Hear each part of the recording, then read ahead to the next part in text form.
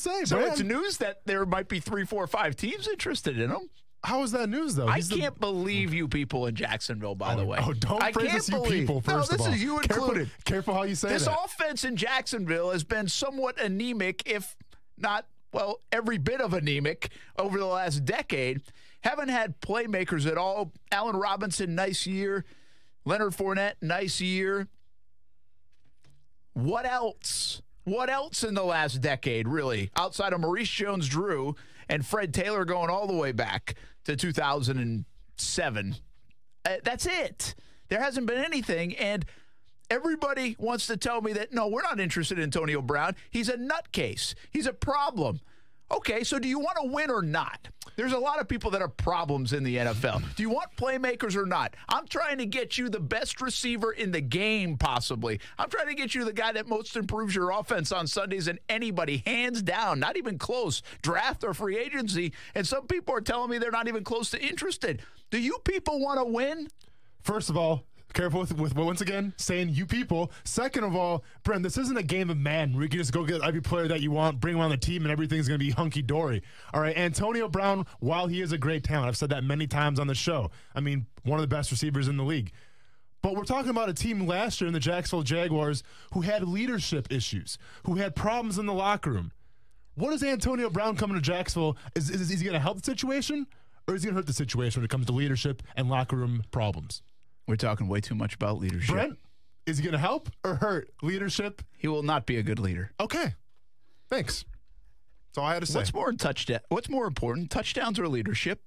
I think it kind of coincides both, right? Does it?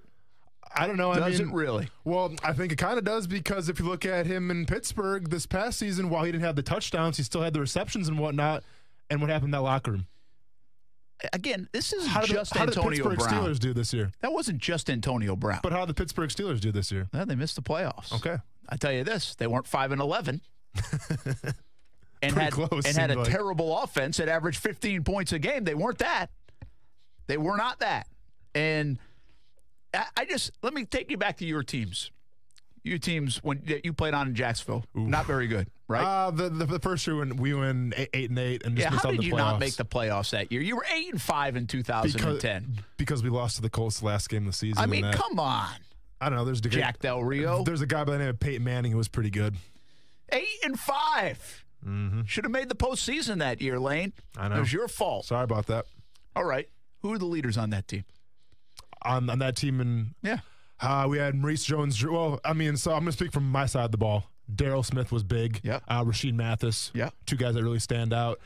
We had Aaron Campman, like from a standpoint where he had the injuries and whatnot, but he was still, he was still in the locker room. Guy and very vocal people guy. Respected him. So from the defense, I would say those three. I mean, it says a lot about Campman where when he came in, he was a captain right away. And it wasn't just because Del Rio said you're captain. I mean, I think the whole team agreed that we need to make Aaron Campman. He's a Posluszny type. He's a Calais Campbell type. Without a doubt. He demands a lot of respect. Yeah. Okay, so you had good leadership. Then Paul Posluszny comes in. Yeah. Paul Posluszny, this whole argument should end here. Paul Posluszny is one of the greatest teammates you could ever have, right? Hands down. One of the best leaders, not vocal, but by example. I mean, in their linebacker room after he left, they put a sign in there that said, "What would Puz do?" That's a now. I didn't know that. By the way, they didn't live up to any of it in that room and in that building. Yeah. What would Puz do? But they wanted to make T-shirts that said, "What would Puz do?" But do you realize that Paul Posluszny, as great as a leader as he is, and I know it's a team game, it's not just one person, but as great as a leader as that guy is, and we all know it, and as awesome of a teammate as he was, it took him until 2017 to make the postseason and have a winning record. So I understand it. It's important. Calais Campbell coming in here really changed a lot of things because he had done it before. He had been successful, and that locker room needed the big brother. It needed a leader. He wasn't any worse of a leader last year. It just didn't resonate as much. I just go back to, yes, leadership's important. It's part of football.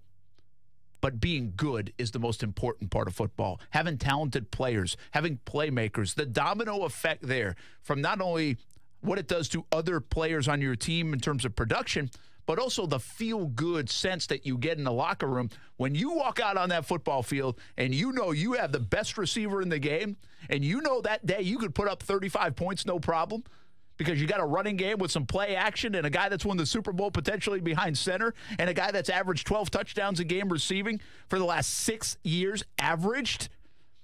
That gives you a swagger, a confidence, and it's leadership in its own right. It's leadership by example, even if he is a turd. That's just the way it is. So that's where I'm a big believer in chemistry and leadership and all this stuff. Even in professional sports, people think that's overplayed sometimes. But it does not matter if you're not good. And they have to get good before they worry about leadership and more problems in the locker room. Yeah, and just getting back to pause quick, too, I mean, I would be remiss if I didn't say that Darryl Smith was a big part of that leadership, too, because it was him and Puz on the team. So Darryl Smith, in my opinion, one of the most underrated linebackers in the NFL and one of the most underrated Jaguars of all time, if we're talking from a skill position. Yeah, okay. And there's been those guys around this place. There have been good people, good guys, good players around this place. What it's been void of is playmakers. Mm-hmm. This team has not had playmakers. This team has more playmakers on defense than it does on offense. That's not the way it's supposed to be.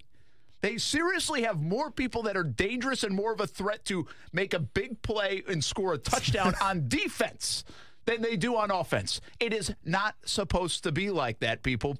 Freddie C., jumping right at me in the beginning of the show. He says, not worth it. We have enough divas in the locker room. All you guys want is toys to play with. If it doesn't work, you guys still have your jobs. Then you would say, well, they should have drafted someone else. Easy when it's not your job on the line.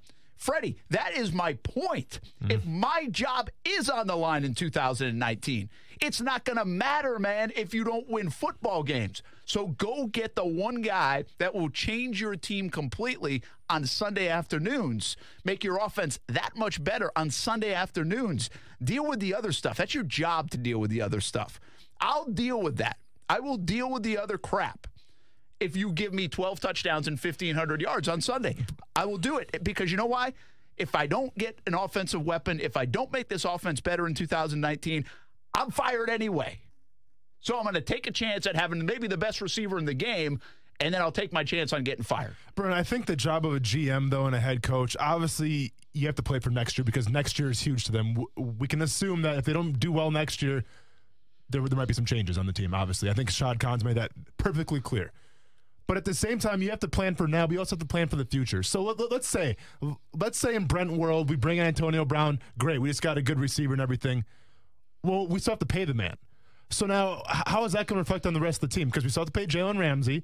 We have to pay Miles Jack. We still have to pay Yannick Ngakoue. So there's three right there. You damn people think this is your money. It's not your money. We'll be all right paying people. They're gonna trade away Tayshaun Gibson and free up $8-9 million. That's not sure yet. We're not positive well then yet. Cut him for Antonio Brown. I love you, Gip, but cut him then. Okay, man. And save $9 million and you give Antonio Brown $12 million. Who's playing safety now?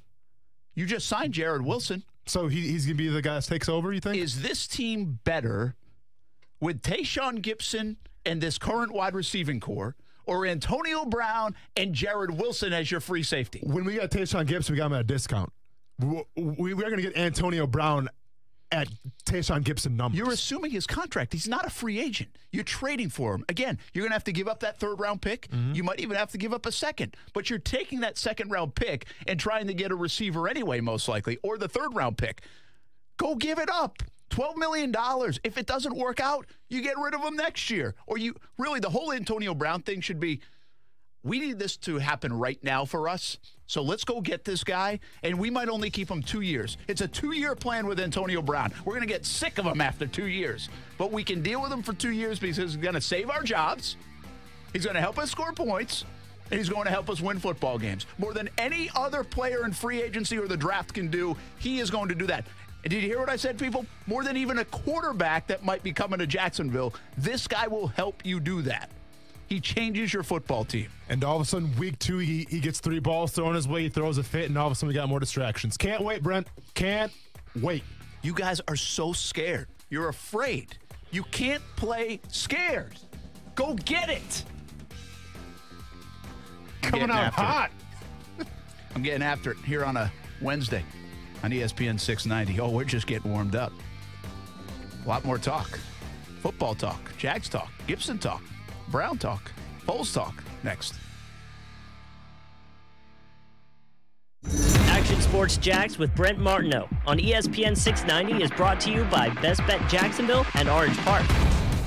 Hey all, this is Allie McDeal. Are you sick and tired of the hand you've been dealt? Let the Best Bet Poker Show live on Twitch transform your game into winning strategy. Enjoy real-time streaming of everything poker. There's something for everyone from the novice to the pro player. You'll learn strategy and hear hot tips from the leading poker industry pros, not to mention tons of cash giveaways. It's the best way to learn, stay informed, and have a few laughs along the way. Join me and the boss every Wednesday evening from 6 to 7 p.m. live at twitch.tv/bestbetlive, where you'll learn to make every hand a winner.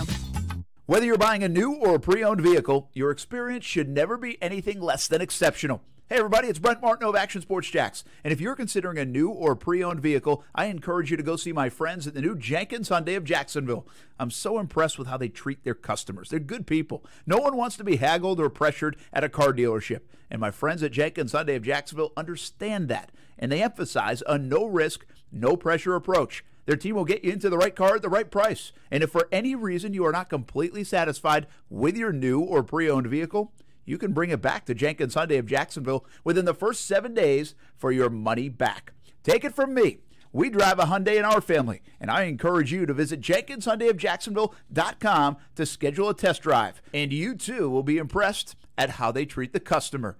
Exceptional service at Jenkins Hyundai of Jacksonville. When you get to the Jenkins Hyundai of Jacksonville showroom, make sure you tell them Brent Martineau sent you. Peace of mind. It's one of the most important things we can have and sometimes the most elusive. I'm Eli Anajar from the law offices of Anajar and Levine. If you've been injured as a result of someone else's negligence, call the law offices of Anajar and Levine at 904-600-4000. Office in Jacksonville. Hey, it's Bill with Bill Fenwick Plumbing. You know the moment when your pipes have sprung a leak and there's water everywhere, or you wake up one of those few cold mornings and you find out the hard way that you have no hot water. Call us, Bill Fenwick Plumbing, for those unexpected moments that threaten to ruin your day. We know you're busy and we want to help you get back to your normal schedule as soon as you can. So next time you have one of those moments, call us or go to our website, BillFenwickPlumbing.com. We're here to help. I travel internationally, and my wife's a flight attendant internationally, so she goes everywhere and gets duty-free everywhere. Chris Jones literally shopped all over the world to find the perfect diamond for his wife, but nowhere did he find better value than right here at Diamonds Direct. In my experience, there's nothing that compares to Diamonds Direct's prices, whether it be duty-free in the Caribbean or other countries. Diamonds Direct prices have beaten everything I've looked at. In fact, Chris actually knows some jewelers in the Caribbean, and he said even his friends down there couldn't beat Diamonds Direct. Knowing jewelers in the Caribbean to say, hey, this is the price they're quoting me, can you do it for me, make it for me, and I'll save a few bucks? And he said, I can't get anywhere close to that. Just take it. That's fantastic value. Diamonds Direct, a world diamond powerhouse, offering true direct importer prices on exquisite hand-picked diamonds. You're certainly getting quality and price. Diamonds Direct, literally known around the globe for unbeatable value, uncompromising quality, and unmatched customer care. You're certainly getting more bang for your buck. Diamonds Direct at the Markets at Town Center, official jeweler of the Jaguars. Like, your lack of retention is a breathtaking thing that should be among the 7 wonders of the world. I couldn't see the uniform through Devon's smoke. The Dan Le Batard Show with Stu Gatz. Weekdays from 10 a.m. to 1 p.m. on ESPN 690. Hey, it's Mike Golick from Golick and Wingo. You're listening to Action Sports Jax with our friend Brent Martineau on ESPN 690. Hey, welcome back here on a Wednesday. Action Sports Jax, Brent Martineau along with Austin Lane and Justin Kuzart. If you're new to the show today, I didn't even introduce ourselves in the first 15 minutes. I think people know who we are by now. Yeah, let's hope so. Just got right after it. Why not? How are we doing on a Wednesday? Doing great, man. I appreciate the T-shirt you're rocking today, Jackson Hole, Wyoming. A good place. I've never been there. I heard a lot of great things, though, when it comes to snowboarding and skiing. They say it's the best skiing in the country. I believe it. I think people in Colorado would, argue that. Maybe Montana. Tahoe, Northern California. I haven't been there for skiing. We went in the summer. Sure. And the summer was great. But I would like to go back in the winter just to see how good it is. My buddy Dave DeCandis down. He used to work with us in the Action Sports Jacks department. He says same guy who's says there was a leadership problem last year wants to sign probably the biggest problem in the NFL. Yep. Yeah. Well, hey, Double D, listen. The reason why I just said this in the break to you, right? Before actually I got this text, and the reason why we knew about the leadership problems last year is because they were not winning. Again, you're not going to sit here and tell me that Leonard Fournette was the greatest human being, team player, leader, whatever this is, in his rookie year. But he was scoring touchdowns. He was playing football. The Jags were winning. Do I have to remind you that he was suspended that season? Now, I know it wasn't a technical suspension, but he was basically benched for a game for missing a team picture in that rookie year. They won. They won without him. They won with him. It didn't matter. People gloss over it.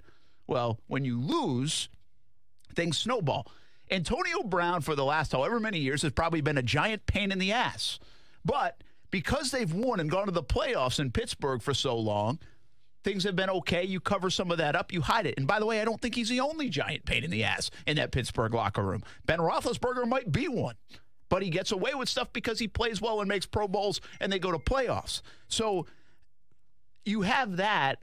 What happened? When did we start hearing about Antonio Brown? As soon as they started losing football games and it was clear they might not make the postseason, then things started going bad in Pittsburgh. Brent, we started to hear about Antonio Brown, though, halfway through this season. And Pittsburgh was still in playoff contention. They were in playoff contention until the last game of the season. They were. So this isn't like a Jacksonville Jaguar thing where halfway through the season we thought, wow, this team, it's not looking good for the playoffs, especially because the Texans and then the Colts started to make a run too. So halfway through the season, we're kind of like, they're probably not going to make the playoffs. You know, I mean, that was obvious. But with the Steelers, I mean, like I said, it came down to the last game of the season. So for Antonio Brown to cause distractions, to go on Twitter, to say he's not getting the ball enough, to say Big Ben's the problem, halfway through the season, when you're still in playoff contention, red flag. Yeah. Red flag. Yeah, I think there is a red flag to it. I'm not dismissing what Antonio Brown is and does. I think he is a problem. I think he's a headache. But you have to see where I'm coming from here, and don't lose the context of it. There's two things I've been screaming, okay? One of them, the big one, is this team is void of playmakers. We've been saying that all the way back to last year. That's why I died on the hill for Blake Bortles.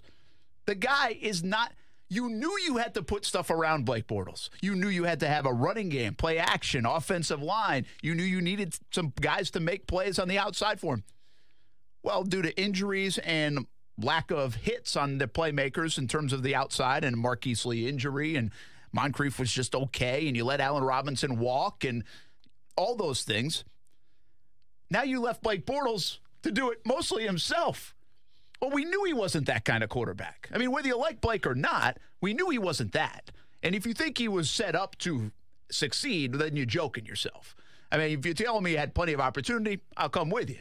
But if you think that he was set up to be successful, much like people are saying Nick Foles will need, set up to be successful like he was in Philly with a good offensive line and playmakers on the outside and not always a threat of a running game, but good offensive mind in Doug Peterson, all those things, well, then don't miss the whole point of this conversation. You have a chance to get Antonio Brown. Again, I don't know if they have enough to go get Antonio Brown. I don't know if they have enough ammunition. I'm just saying I wouldn't rule it out, and I would at least make a play for it and find out what it would take. I wouldn't give up the farm for him, but I would at least say, okay, what's sensible here? Should we make a run at this thing? The other part of what I'm saying is the context of this is my job is on the line. I've got to get it done this year. So you want Jesse James? You want an offensive lineman at number 7? You want Nick Foles? You want to hope that Fournette stays healthy the entire season. You want to hope that Marquise Lee comes back healthy, even though that was a devastating knee injury. You want to hope DJ Chark takes a next step. You want to hope all these things. But I want to go with what I know if my job is on the line. Yeah, I know Antonio Brown's a pain in the butt. I also know 1,500 yards, 12 touchdowns annually for the last 6 years, and I know that. Well, I'm gonna help you make your point right now too. So for me, analyzing it, I would probably say 80% of me does not want Antonio Brown here, just for the reasons, for the locker room and whatnot. And 20% of me is intrigued, and here's why. Look at free agency. We obviously need playmakers that can catch the ball. Well, we're not going to bring in Adam Humphries or Michael Crabtree. Like, they're not going to be game changers. I mean, I think we can both agree on that, correct? Well, then let's go to the NFL draft this year. We saw the combine. There's not one receiver that's really going to knock your socks off. I mean, yeah, people want to bring up, DK Metcalf.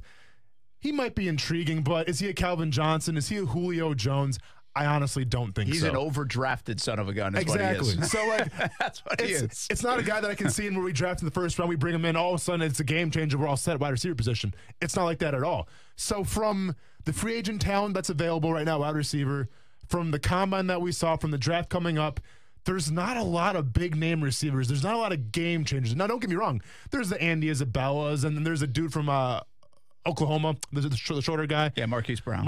They're nice pieces. But from like I said, a Julio Jones or a Calvin Johnson or a DeAndre Hopkins, I just don't see that. So that's why you say that Antonio Brown, and that's why 20% of me would be like, man, I can see it with the Jaguars just because there's not a lot of other options for a big-time playmaker. Listen, I told you in the break, I firmly believe this is not happening, okay? It's not happening in Jacksonville.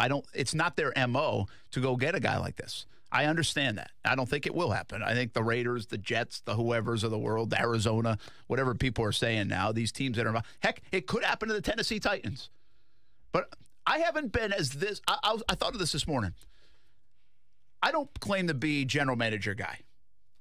I don't claim to – we're all asked about our opinions and what we think of the team and who's who, but – I think those guys are GMs and scouts and all this stuff for a reason. They're smart at it. I know Twitter and the outside world and fandom claims that they're better at it and the other guys are morons, but that's not the case. I mean, there's a reason why they're in those positions. They're not always right. We know that. But the last time I was this adamant about at least taking a look at a guy or going to get a guy or making a play for a guy was Alex Mack. And I thought they should have done it. They thought he was too old. He was coming off a bit of an injury and I think about to be 31. And all he's done is made like 3 Pro Bowls since. And he would have solved your problem at center and your offensive line. And you put Brandon Linder somewhere else. You might not even have to pay $13 million for Andrew Norwell. So I don't have a track record of every single going to bat for a guy to come here to Jacksonville. But I think I was right on that one. So I'm 1-0. and I'm afraid I'm going. Well, here's what's happening here. If the Jags don't even attempt to make a play for him, again, we might never know if they did. What if he goes to Tennessee? I was just going to ask that. I was going to say that question. We're talking about That'd AFC be the biggest South. nightmare if you're a Jaguars fan. Well, I don't know if it's a nightmare because I got Jalen Ramsey to how lock isn't him it? down. Well, because we're talking Antonio Brown and Corey Davis now, who's showed some promise. Yeah, because now you're going to say, and that's exactly my point, right? Corey Davis, you're like, man, whatever. The guy's done nothing. He's been a bust. As a 2 receiver now? Now you have Antonio Brown and Corey Davis. Now you're starting to get a little worried. Mm-hmm. Now you might not be worried in Jacksonville for 2 games of the year, but it makes Mariota better. It makes Tennessee better. With Derrick Henry running the football, the play action that you can do, it makes them increasingly better, more of a threat, and more of what I think is kind of a dull 8-8 football team. Well, guess what else we have in Jacksonville? I wouldn't say a dull football team. This team's more exciting, in my opinion, in a lot of parts. But right now, we're looking at 8-8 all over again. True. He's a separator. And, again, receivers don't win Super Bowls either. They don't.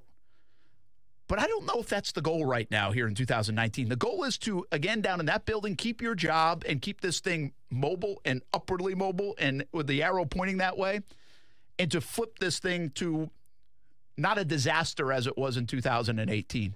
So, again, if you ask me if I believe it's going to happen, no. But it's about as adamant as I've been. At least you got to go make a play for him than I've been over a player in the last handful of years. Do you really see the Titans getting Antonio Brown? Well, I don't know who's in the mix. The reports right now, Raiders are clearly in the mix. The Raiders which makes sense, obviously, because they have a lot of draft picks. It makes sense, but it's also weird. You just gave up Amari Cooper, who is a star or can be a star. You just gave up Khalil Mack. You're basically going to use those draft picks that you got back and give one of them up for Antonio Brown. So basically, you're going to give up Khalil Mack and a first-round draft pick for Antonio Brown, which makes zero sense. Well, I don't know. I don't know about zero. Well, it's Khalil Mack. Don't even – come on, man. But the Khalil Mack thing is they didn't want to pay the extension. Yeah. Right? Again, you got to keep in mind, Antonio Brown, for his productivity, is not that expensive, people. Khalil Mack was going to be extremely expensive. Amari Cooper was going to be due, I think he had the 5th-year option coming up. Okay. And then after that, he was going to be due a big contract. So they get to control Antonio Brown for the next couple of years. I don't think this is a 5-year play by the Raiders. I think this is maybe a 2-year play to get them back to respectability if they do it. Yeah. But who else is in the mix is my point. The Jets seemingly are out. The Broncos might be out. Arizona could be in the mix. Tennessee has been rumored to be in the mix. San Francisco's out. San Francisco says they're out. Who's the secret teams? Patriots. Jacksonville Jaguars. Well, the Patriots are interesting, right? They're not afraid of the reclamation project. It's always project. Interesting. I know. That's the last thing the NFL needs is Antonio Brown going to the Patriots. Believe me. I tell you what, it might be the thing that Robert Kraft needs. That's a good point. That's for sure. All right, it's going to be fun. We spent a lot of time on Brown, but what about Tayshaun Gibson? Really, there's some word today. Teams are making a play. I'll tell you what I think about Tayshaun Gibson, and we also have a little safety breakdown across the NFL. A little bit. Austin Lane. Hope he hit the film room last night. It's next on ESPN 690. See, very intrigued by the Dan Le Batard Show on ESPN Radio. Is an unhappy Thon Maker the answer? 53% of the audience said yes. Thon Maker is going to excite anybody who hasn't seen Thon Maker play, correct?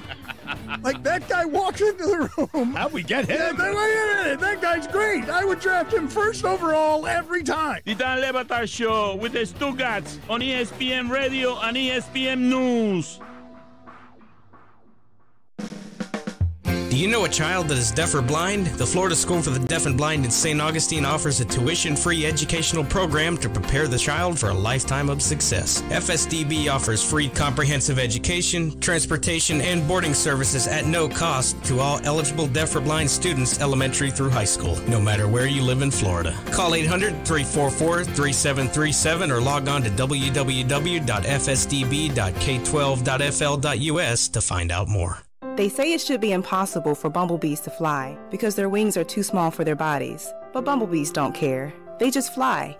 Bright Expectations is dedicated to helping our Florida residents with special needs and unique abilities find the resources, support, and inspiration that they and their families need to break barriers and achieve their dreams. Visit www.brightexpectations.com to start your journey today. This message is sponsored by the Florida Department of Health, the Florida Association of Broadcasters, and this radio station. Hey everybody, this is Brent Martineau, and if you're looking for something to do for dinner tonight, I've got an idea. Family owned in Jacksonville for more than 40 years, fresh ingredients every day. That's what Renna's Pizza was built on, and that's what Renna's Pizza delivers. A menu to satisfy the entire family tonight. Fantastic pizza, fresh salad, and Italian favorites like lasagna. There's a Renna's Pizza near you. Marsh Landing, Bay Meadows, Argyle Forest, San Jose, and the newest location in Neptune Beach. Be a part of the family and get dinner tonight at Renna's Pizza.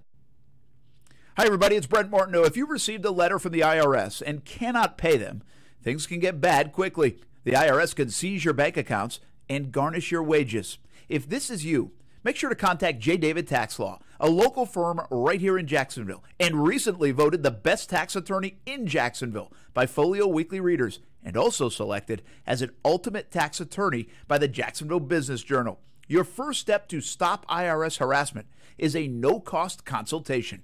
They explain exactly your options and how they will resolve your tax issue, and only trust an experienced and award-winning tax firm when it comes to representing you. The fastest way to get started is to call 904-507-4777. 904-507-4777. Peace of mind is only a click or phone call away. Also online at jdavidtaxlaw.com. The number again, 507-4777, or online at jdavidtaxlaw.com. The spread and that college-style offense. Listen, in 3 years, you might see the Big 12 be run by the NFL because it's the exact same kind of offense that's going on here. Action Sports Jacks with Brent Martineau. Weekdays from 3 to 6 p.m. on ESPN 690. You watch Action Sports Jacks on CBS 47 and Fox 30. Now Action Sports Jacks is on your radio. Broadcasting live from the ESPN 690 Anajar and Levine studios. Here's your host, Brent Martineau. I missed the first installment of the whiteboard. Oh, yeah? Yeah. Well, I think you actually missed the second. I think this is the third one, isn't it? Or is that our first break or second break? This is our second one. So, all right. Well, have you been on fire or what? Yeah. So the first one, I made up an interesting point where, we as people, we eat mushrooms that are dead, and mushrooms that are alive eat dead people. Right? Kind of crazy. All right. Can you expand that? Like mushrooms that are alive really eat dead people? Well, yeah. You think of like fungus and whatnot. Like mushrooms have been known to grow like on dead animals, and I'm sure dead humans if they find themselves lost in the woods and kind of passed away. God, what do you do in your spare time, man? I just go on the internet. Mushrooms are like the low-key most underrated pizza topping. I mean, I wouldn't really call them underrated. Okay, I don't know about the most, man. Here's the real question for you guys. I like mushrooms, but speaking of pizza toppings here, I have to ask you guys a question: how you feel about it? And this is going to dictate how the show is going to go, and pretty much how our friendships I'm getting are going to blocked go on the rest Twitter. of the day. Well, let me throw in as we we just started with Rena's Pizza this week that you can get all different topics at Rena's Pizza. So get there today. Their mushroom is actually great. What are your guys' Fresh thoughts ingredients. about pineapple on pizza? No. Thank you, Coos. Brent's slow playing it. Brent's slow playing it. Absolutely. Ham and pineapple on pizza is fantastic. We had a. It's my wife's favorite kind of pizza. Brent, now, the Harold and Harold Did you say you hate Stephanie? No, I didn't say that. That's I was Steph. I heard maybe I can meet her one day and I can introduce her to my wife, but now it's like we can't go to pizza, huh? We don't really associate with pineapple pizza eaters, unfortunately. We're just not that type of people. We had someone coming in for the performance at the Harold and Harold room, and they were ordering pizza, and our coworker was like, yeah, how many pineapple pizzas do you think I should get? And I was like, none. Yeah. And she's like, I got to have at least one. I was like, no. And then guess what was in the trash that day? Pineapple pizza. A full pineapple pizza. A full pineapple pizza was in the trash? Mm-hmm. You don't put desserts on a pizza. All right? Enough said. I wonder if... No, I mean, it's a Hawaiian-style pizza, man. I love it. It's really good. I'm telling you, like, that's part of our order. Like, we're really tough on the pizza because, like, the kids like cheese. Well, I'm a big cheese like and cheese? pepperoni guy. Yep. And I'll eat the everything pizza, everything but anchovies. Okay. But nobody else in the family likes all. They were picky. They're like, I don't like that, and I don't like mushrooms, and I don't like onions, and I don't like. And then Steph and the kids do, too. They like the pineapple and ham. Oh, and your kids like it, too. Yeah, Man. I mean, we are doing good parenting. I am quite disappointed in the Martineaus right now. I love the fact whole that Martineau clan. you can't hang out with pineapple pizza eaters. Can't associate with them. But you're all right with mushrooms growing on dead bodies. No, it's all good, man. That's just nature. Pineapples on pizza is not nature. That's a travesty. Oh man, hey, we got some responses. Yep, probably saying pineapples Wesley, suck on pizza. We should do a segment where we have to read like fast the Twitter handles, and it would be really hard. Like Wesley Slime, I think is his Twitter handle. Says, give Foles a tryout. See if he fits the team. That's not the way this works. It's not how it works. It's not how anything works. It's very sight unseen. You show him a dollar figure, and that's about it. Yep. Jack's dad says, it's fun to talk about Antonio Brown, but not realistic at all. And, I think because I asked, why am I so dead set on Antonio Brown? I don't know I guess I do know the unrealistic nature. I would agree with Jack's dad there. I don't think it's in the MO of this organization to do it. But from a team need, an extra third-round pick and even a second-round pick this year or a second-round pick in 2020, and the ability to afford is not unrealistic. So the ability to go try to get and the ability to afford with moving things around, that is not unrealistic. I wouldn't be on this so much if that was dead set unrealistic. Now, what I agree with Dan there is it probably is unrealistic given the MO of this organization. And there is something to what you said.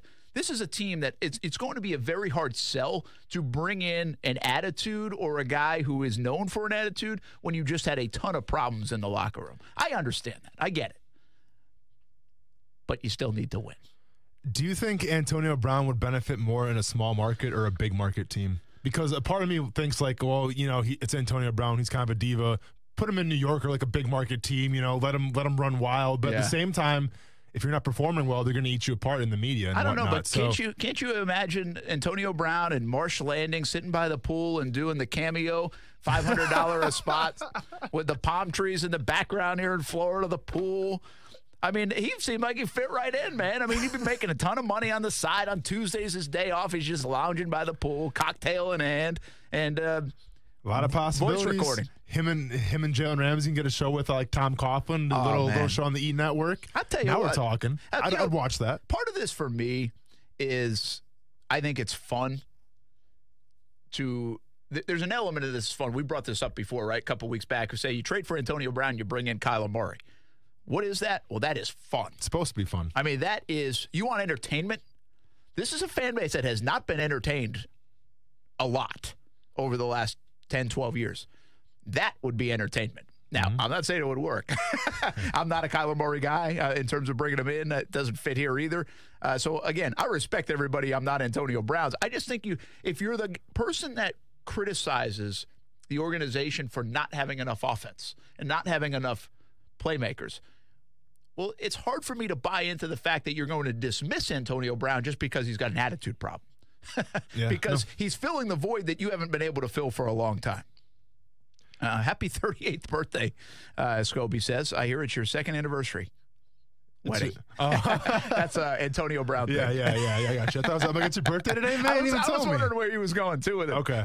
But I appreciate him chiming in. By the way, Josh Scobie will join us next week from the Players' Championship. We'll talk a little golf, and I'm sure you have some Scobie stories to share. I have some Scobie stories, man. Yeah, we actually, when it came to the training camp and stuff, I kind of had a spot reserved on the couch. We used to always watch movies and stuff when we had some time off. So he actually introduced me to Titanic, the movie Titanic. He had to introduce you to that? Yeah, I had never seen it before. So it was a fun conversation of him trying to justify how good of a movie Titanic was while I'm just here shaking my head. But it's a really... You know what? Not a bad movie. Like, the ending, obviously, is what I was there for. It's a really bad thing when I have to say, you haven't seen something? I know. or hadn't seen something at that point.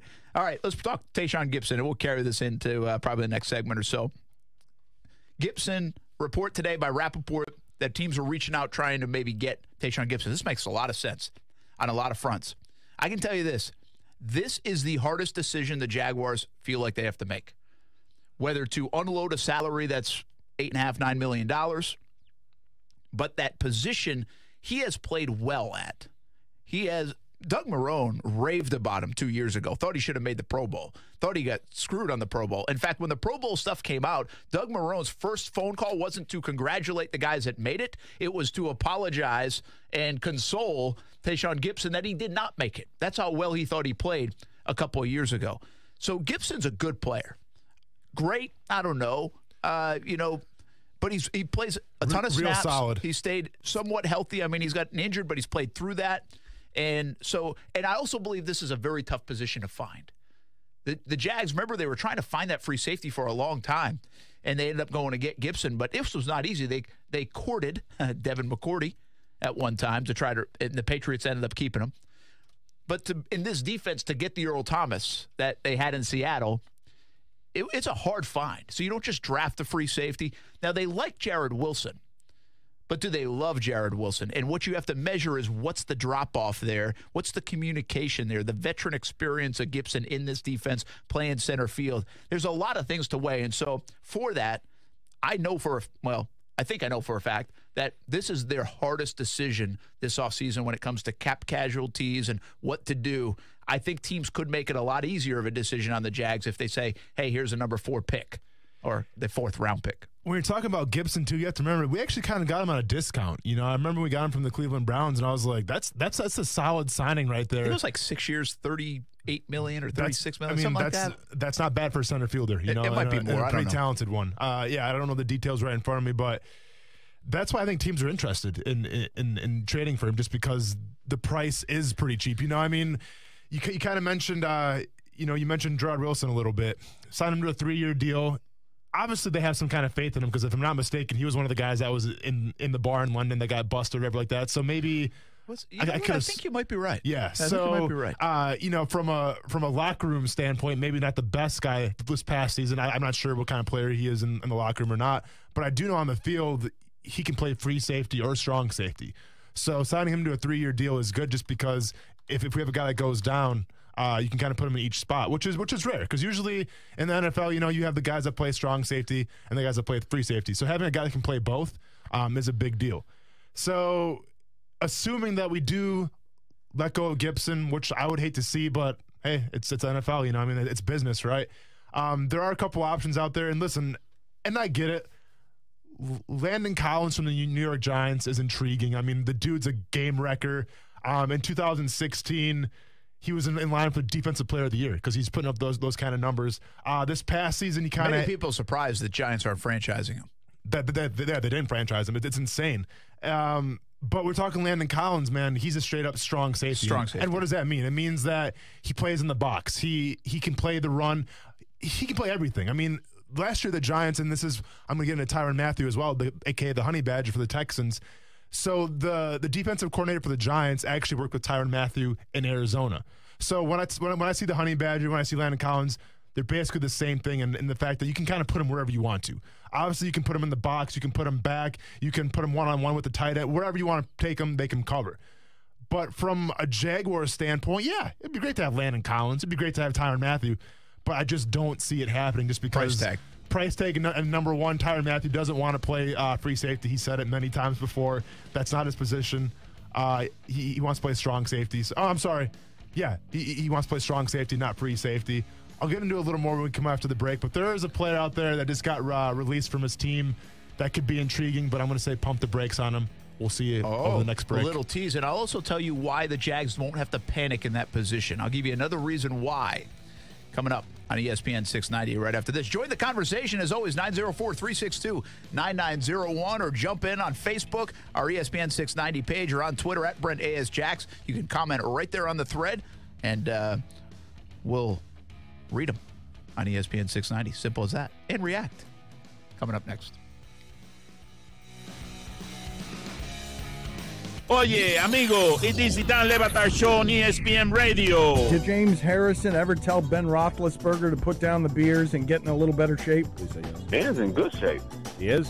Ben looks good. If you say he looks good, he looks good. That's the fine. deal. We think he runs like a skyscraper, but if you say he looks good, that's fine by us. We'll let it go. That's a good thing he ain't paid to run. He paid to throw. The Dan Le Batard Show with the Stugatz on ESPN Radio and ESPN News. It's hard to beat that new car smell, especially when it's a brand new Hyundai. Hey, everybody, it's Brent Martin of Action Sports Jacks, and I think we can all agree there's something to that new car smell you just can't beat. You also can't beat the exceptional service at the new Jenkins Hyundai of Jacksonville. It's a brand new dealership here in town, and my friends at Jenkins Hyundai of Jacksonville live by giving you the most superb car buying experience you can get. No one likes to be haggled or pressured when buying a car. The staff at Jenkins Hyundai of Jacksonville understands this and emphasizes their no-risk, no-pressure approach. They'll help you find the right car for you at the right price. And if you are not 100% satisfied with your new car, you can bring it back to Jenkins Hyundai of Jacksonville within the first 7 days for your money back. The Hyundai you want, the service you deserve, all with the limited lifetime warranty that's good anywhere in the United States. Schedule a test drive at JenkinsHyundaiofJacksonville.com and make sure you tell them Brent Martineau sent you. Hey, it's Bill with Bill Fenwick Plumbing. I have yet to meet anyone that has woken up in the morning and said, hot dog, today I'm calling a plumber. Usually it's, who am I going to call and can they take care of me today? Yes, we know the stereotype, dirty, smelly, probably late, and more than likely, you don't want him to bend over. If you need a plumber, call Bill Fenwick. See what our Golden Plunger service is all about. Call us or go to BillFenwickPlumbing.com. Hi, this is Earl Ron, president of New South Window. If you need new windows or doors for your home, heads up, this message is for you. New South is having a one-day factory sale this Saturday only in our factory showroom. 40% off high-performance award-winning windows, 40% off energy-efficient windows and patio doors, 40% off our factory direct products installed. Bring in your measurements for on-the-spot pricing or call today. One day only, this Saturday from 9 till 4. New South windows are made in Florida, for Florida homes, by Florida workers, and we guarantee them for life. Please visit us at newsouthwindow.com.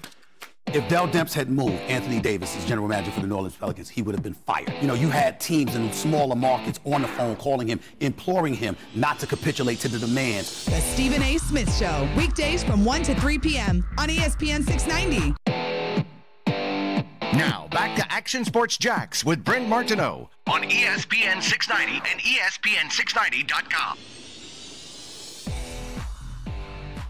Welcome back here on a Wednesday, everybody. A lot of football to get you started. Antonio Brown talk, of course, a little Tayshaun Gibson talk, and heck, we're 47 minutes into the show, and we haven't spent any time on Nick Foles. It's coming. Don't worry. It's coming. Big night for the Florida Gators basketball team. We have some high school hoops to tell you about in the state Final Four, including University Christian, who fell this morning in the state Final Four. Jackson is playing at the moment, and we'll get you an update on that in just a bit. And later tonight, Paxson will play in the state Final Four. So good luck to the teams that continue to play some high school hoops at the state level.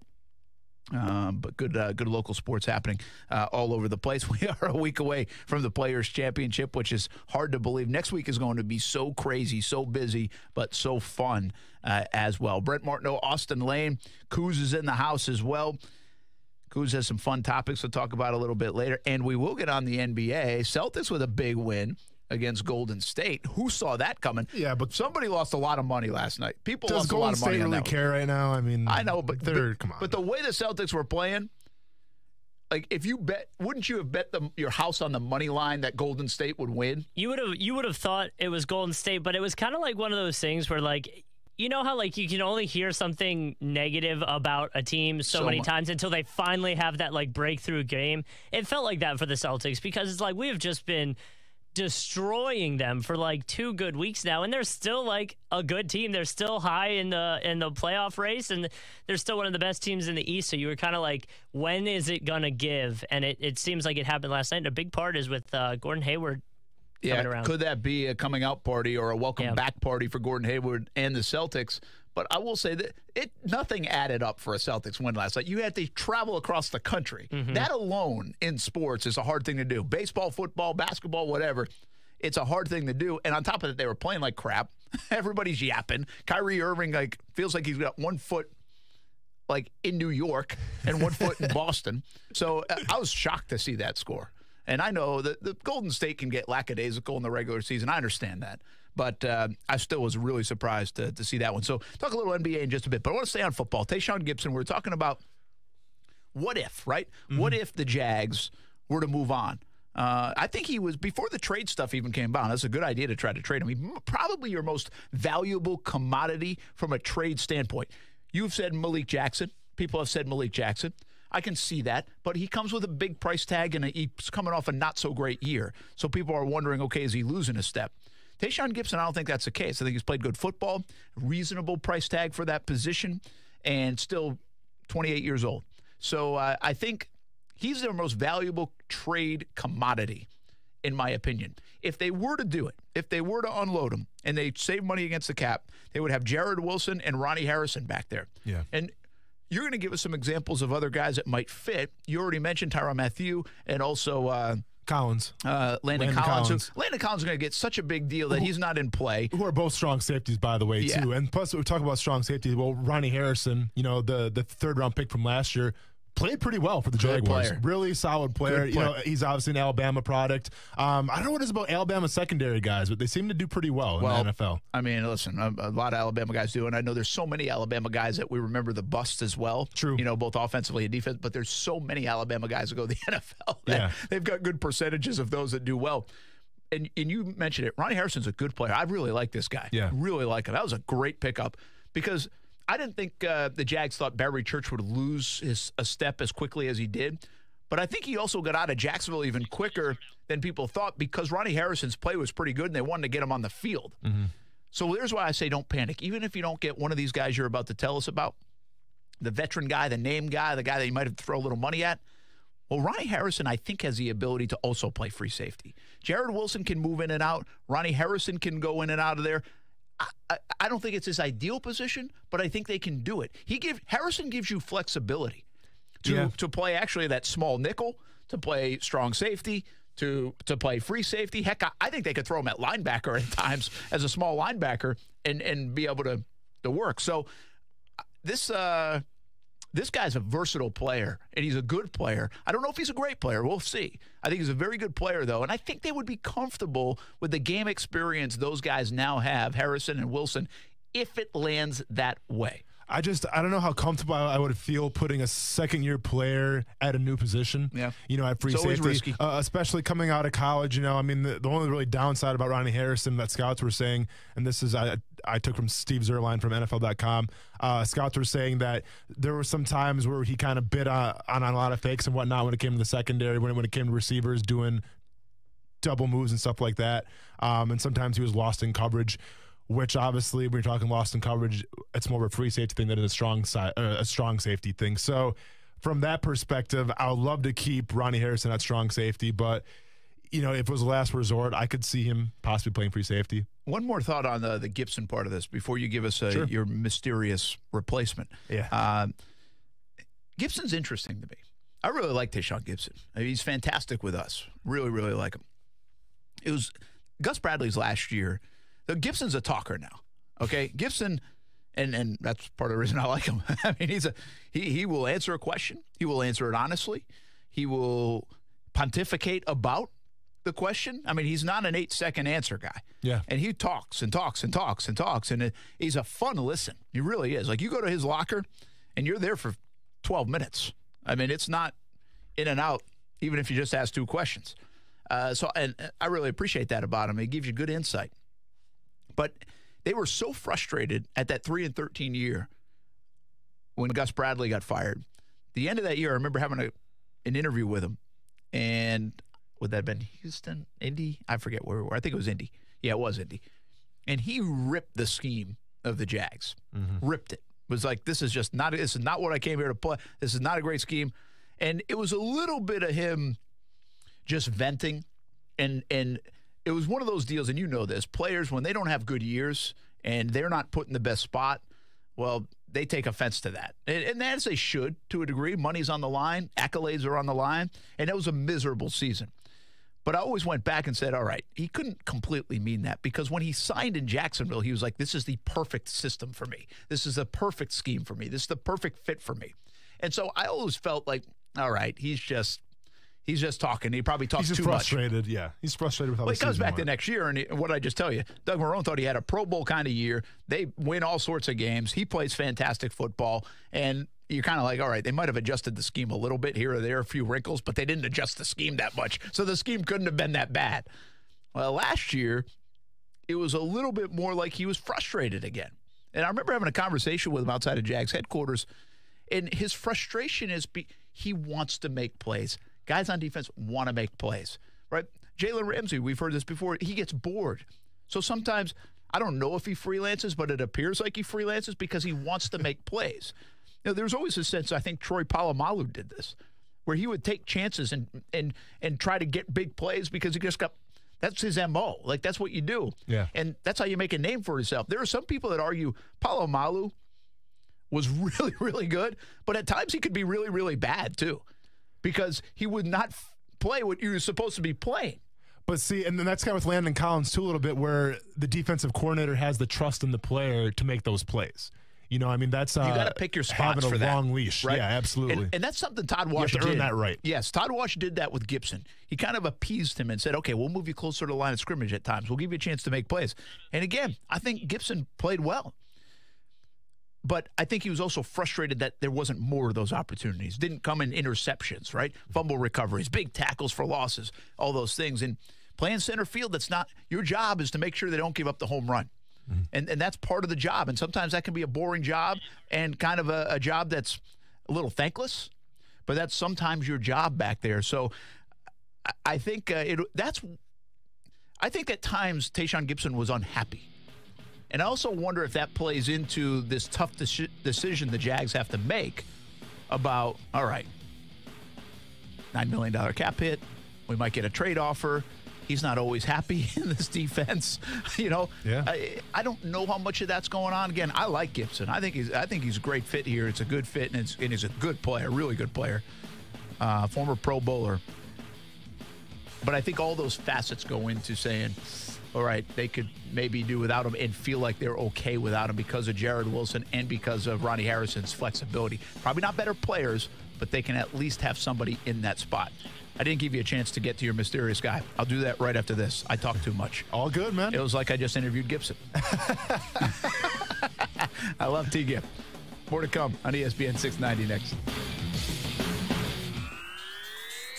Built with the biggest names in sports, all on one radio station. Golick and Wingo, Dan Le Batard, Stephen A. Smith, and Action Sports Jack's Brent Martineau every afternoon. Plus, Sports Center updates at the top and bottom of every hour. And major breaking news in sports when it happens. Make us your only button for sports. Listen live everywhere you go on ESPN690.com. The all-new ESPN 690. Hey, everybody, this is Brent Martineau, and if you're looking for something to do for dinner tonight, I've got an idea. Family-owned in Jacksonville for more than 40 years, fresh ingredients every day. That's what Renna's Pizza was built on, and that's what Renna's Pizza delivers. A menu to satisfy the entire family tonight. Fantastic pizza, fresh salad, and Italian favorites like lasagna. There's a Renna's Pizza near you. Marsh Landing, Bay Meadows, Argyle Forest, San Jose, and the newest location in Neptune Beach. Be a part of the family and get dinner tonight at Renna's Pizza. As we reach our 67th year of serving the Jacksonville community, we are grateful for all the support we've received since our founding in 1952 at NAS Jacksonville. Today, ViStar still holds true to our military roots and is honored to provide ongoing assistance and financial education and to sponsor and participate in more than 200 events and charities each year. We thank our military and veterans for the sacrifices they've made for all of us and our community for putting their trust in us. ViStar Credit Union. We never forget that it's your money. Insured by NCUA. Pros know getting the job done right, on time, and on budget means spending more time at the job site than away from it. Lowe's can help by stocking the quantities you need and by delivering supplies right to you so you can keep doing what you do best. Load up on savings by buying in bulk and get up to 15% off select drywall, drywall accessories, and backerboard, and up to 30% off select in-stock fiberglass insulation. For your next job and every job after, do it right for less. Start with Lowe's. Selection varies by location. Minimum purchase required. See store for details. U.S. only. Guys, the secret is out. If you want healthy sex, your body needs nitric oxide. And now you can boost your nitric oxide production faster than you thought possible with Ageless Male Tonight, the absurdly fast formula from the #1 brand in male enhancement. Just take one capsule an hour before romantic activity. You'll get clinically tested ingredients that rapidly boost nitric oxide production, and it won't go unnoticed. Rush to Walmart and get Ageless Male Tonight. Broadcasting live from the ESPN 690 Anajar and Levine studios. Anajar and Levine Accident Attorneys. Call 904-600-4000. That's 904-600-4000. ESPN 690. Jacksonville's home for ESPN Radio. WOKV Jacksonville. Listen live everywhere you go on ESPN690.com. ESPN 690, a Cox Media Group station. ESPN Radio Sports Center. I'm Christine Lisi. Right now, Antonio Brown may soon get what he wants, a one-way ticket out of Pittsburgh.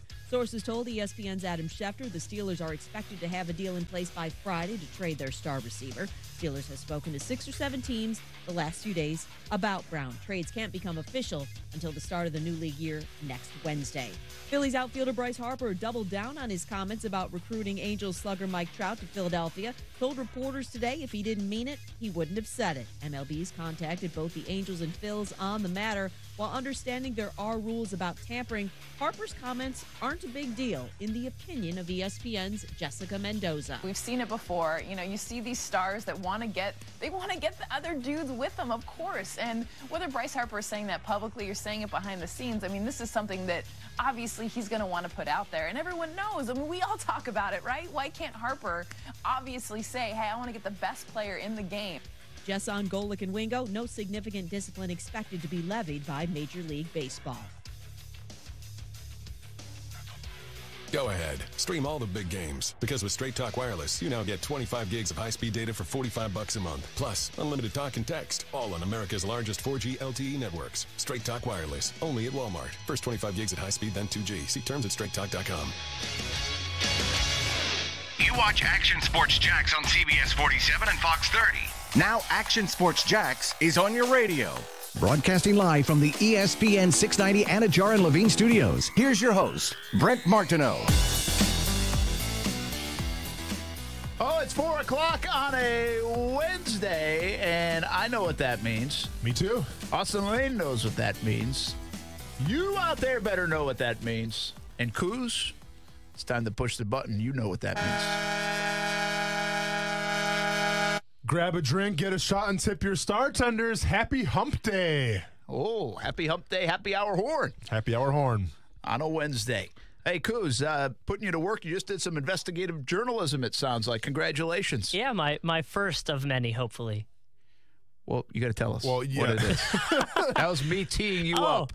Right. Yeah, no. Well, I saw a lot of people posting about how pub subs are supposed to be on sale all week, but they were quoting a tweet from Publix from last year, from 2018.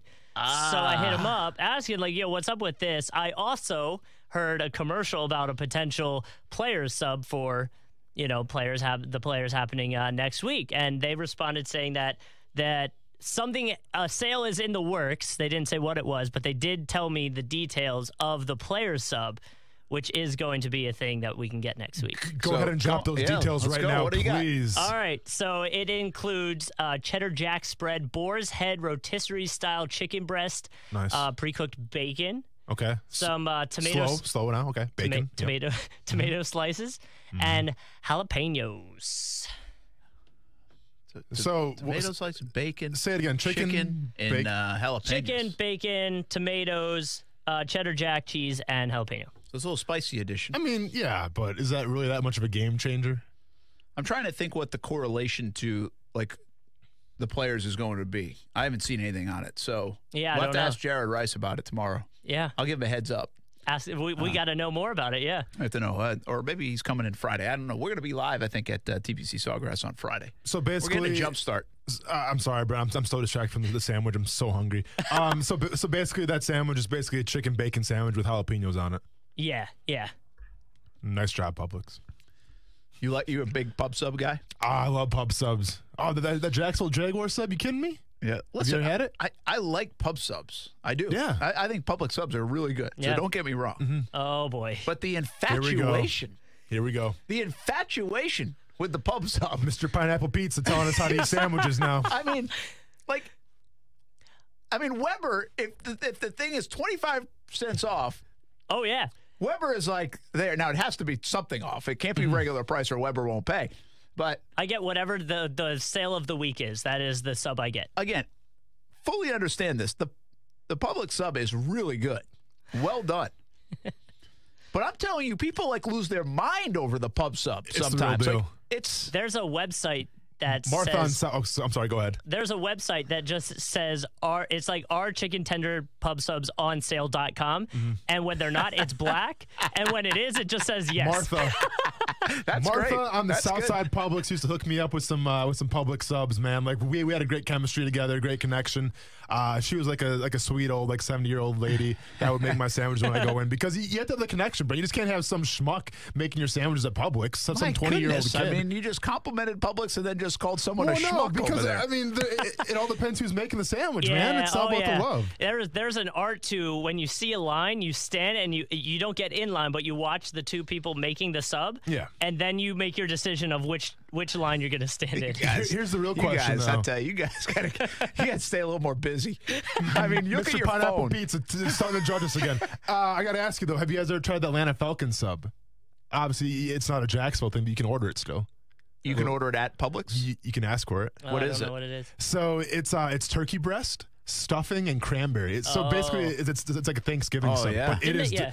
I mean, I'm not trying to the Jaguar sub here is good too. They have the chicken tenders and coleslaw and barbecue sauce. Love it.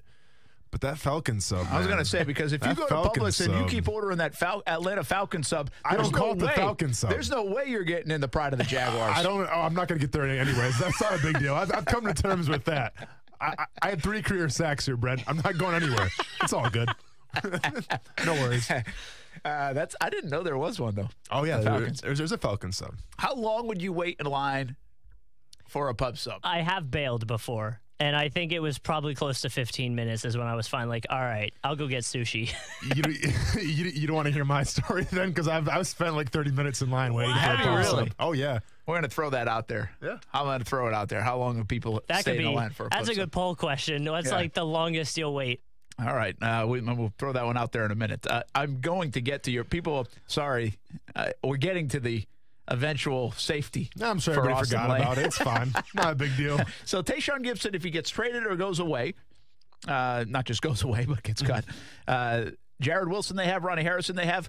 You mentioned some veteran free agents. High-priced guys, not unlikely. Also, those are strong safety candidates, so they don't need that as much. Yes. Where could the Jags go that would be a fit? Well, if I was in Brentland and I had my way and I'm playing Madden and everything, Earl Thomas, come on, let's go, man. Free safety. You take that money you could have given Antonio Brown and just give it to Earl Thomas. Earl Thomas is, in my opinion, is probably the best free safety right now in football. You remember, obviously, it was Sherman and Chancellor, the Legion of Boom. I feel like, and I don't want to call him underrated because he was a big part of the Legion of Boom, but I feel like it was all about Richard Sherman and Cam Chancellor. Cam Chancellor being that, like the bigger dude, the strong safety in the box, just laying the wood down. But Earl Thomas, man, he made that whole thing run. You know what I'm saying? Like, there's something to be said where you can just have a guy play, center field basically and just say, do whatever you have to do and tell your corners to play tight. That's what Earl Thomas did. Are you a little concerned about Thomas because he's coming off the injury and he feels like I want to trade? I don't know. He feels like he's in a weird place to me. Earl Thomas is he's getting old, and the other part of that I would say, to your point, I'm not sure. And jump in on this if you can find one. I'm sure I'm missing some. Can you find a player that was so much better than everyone else at his position this decade than Earl Thomas? There was Earl Thomas, and then there was this else at safety, drop-off that was at free safety. Yeah, free safety. At free safety, there was Earl Thomas, and then everybody. I'm talking Earl Thomas was a 10, and everybody else started at like 5. And now, don't give me Tom Brady, because Tom Brady we've discussed with Aaron Rodgers and Russell Wilson and all these guys. So it's not the quarterback position. I don't think there's a running back. Receivers, there's a group of them. Offensive lineman, maybe there is one. I don't know. A left tackle or somebody like that. Yeah, but there's a couple of them in that running, I feel like. Pass rushers? How about now? Could you argue Rams? Aaron Donald. But Khalil Mack. But is Mack more on the? Would you? Well, I mean, he's not an interior guy. No, okay. So from like a 3 technique, I mean, J.J. Watt's still pretty good. All right. So no. So then I don't know. I mean, I think obviously how about Donald. Watt? How about Watt for those couple years he won Defensive Player of the Year? Donald's still pretty good then too. Yeah, I know. I don't know where the overlap is. So honestly, so you think I'm right? I think you're right, but in the past 10 years though, Ed Reed from the Ravens, free safety as well. But I mean, I'm saying before the Legion of Boom. Yeah. Okay. So I probably went back too far. Yeah. So give me like 2012, 2013. I'm talking in that stretch. I'm not even talking like now, but I mean that stretch. Man, he was so good and so much better than everybody else. Yeah, because even like you had Sherman at corner. I mean, there's still Darrelle Revis for a little bit. I mean, it was like Darrelle Revis, and he kind of fell off. Then it was Richard Sherman. That's good. Now it's Jalen Ramsey. But even still, Jalen has Xavier Rhodes and Hayward on. I mean, there's a handful of guys that argue that they're just as good, if not better. Yeah. So again, Earl Thomas was that good. I just wonder if is he a little old in the tooth? Is he not like that anymore? And he's going to want a lot of money, as he said. Like, I mean, the Cowboys have been in the running. He said he's not going to offer a Cowboy discount. Like, they're going to pay full price for him. That's your guy. No, that wasn't my guy. No, I'm just saying if I lived in Brent World, that would be my guy. Brent World's an awesome place, by the way. Brent World's very toasty. There's no pineapple pizza anywhere. It's a fantastic spot to live. So, in my opinion, a guy that just got let go, free safety, intriguing, but I'm going to say pump the brakes on him a little bit, guys. Eric Weddle. Yeah. He's 34 years old. He's coming from the Ravens. Listen, Weddle obviously had a lot of seasons with San Diego. He's been a Pro Bowler. I think he's been an All-Pro too, actually, if I'm not mistaken. Brent, you might have to check those numbers quick. The thing that makes me a little nervous with Weddle, obviously he's a free safety, so the run game. Listen, he's not a great tackler. Okay, that's a secret out with Eric Let's just Weddle. put it out there. He's not a great tackler.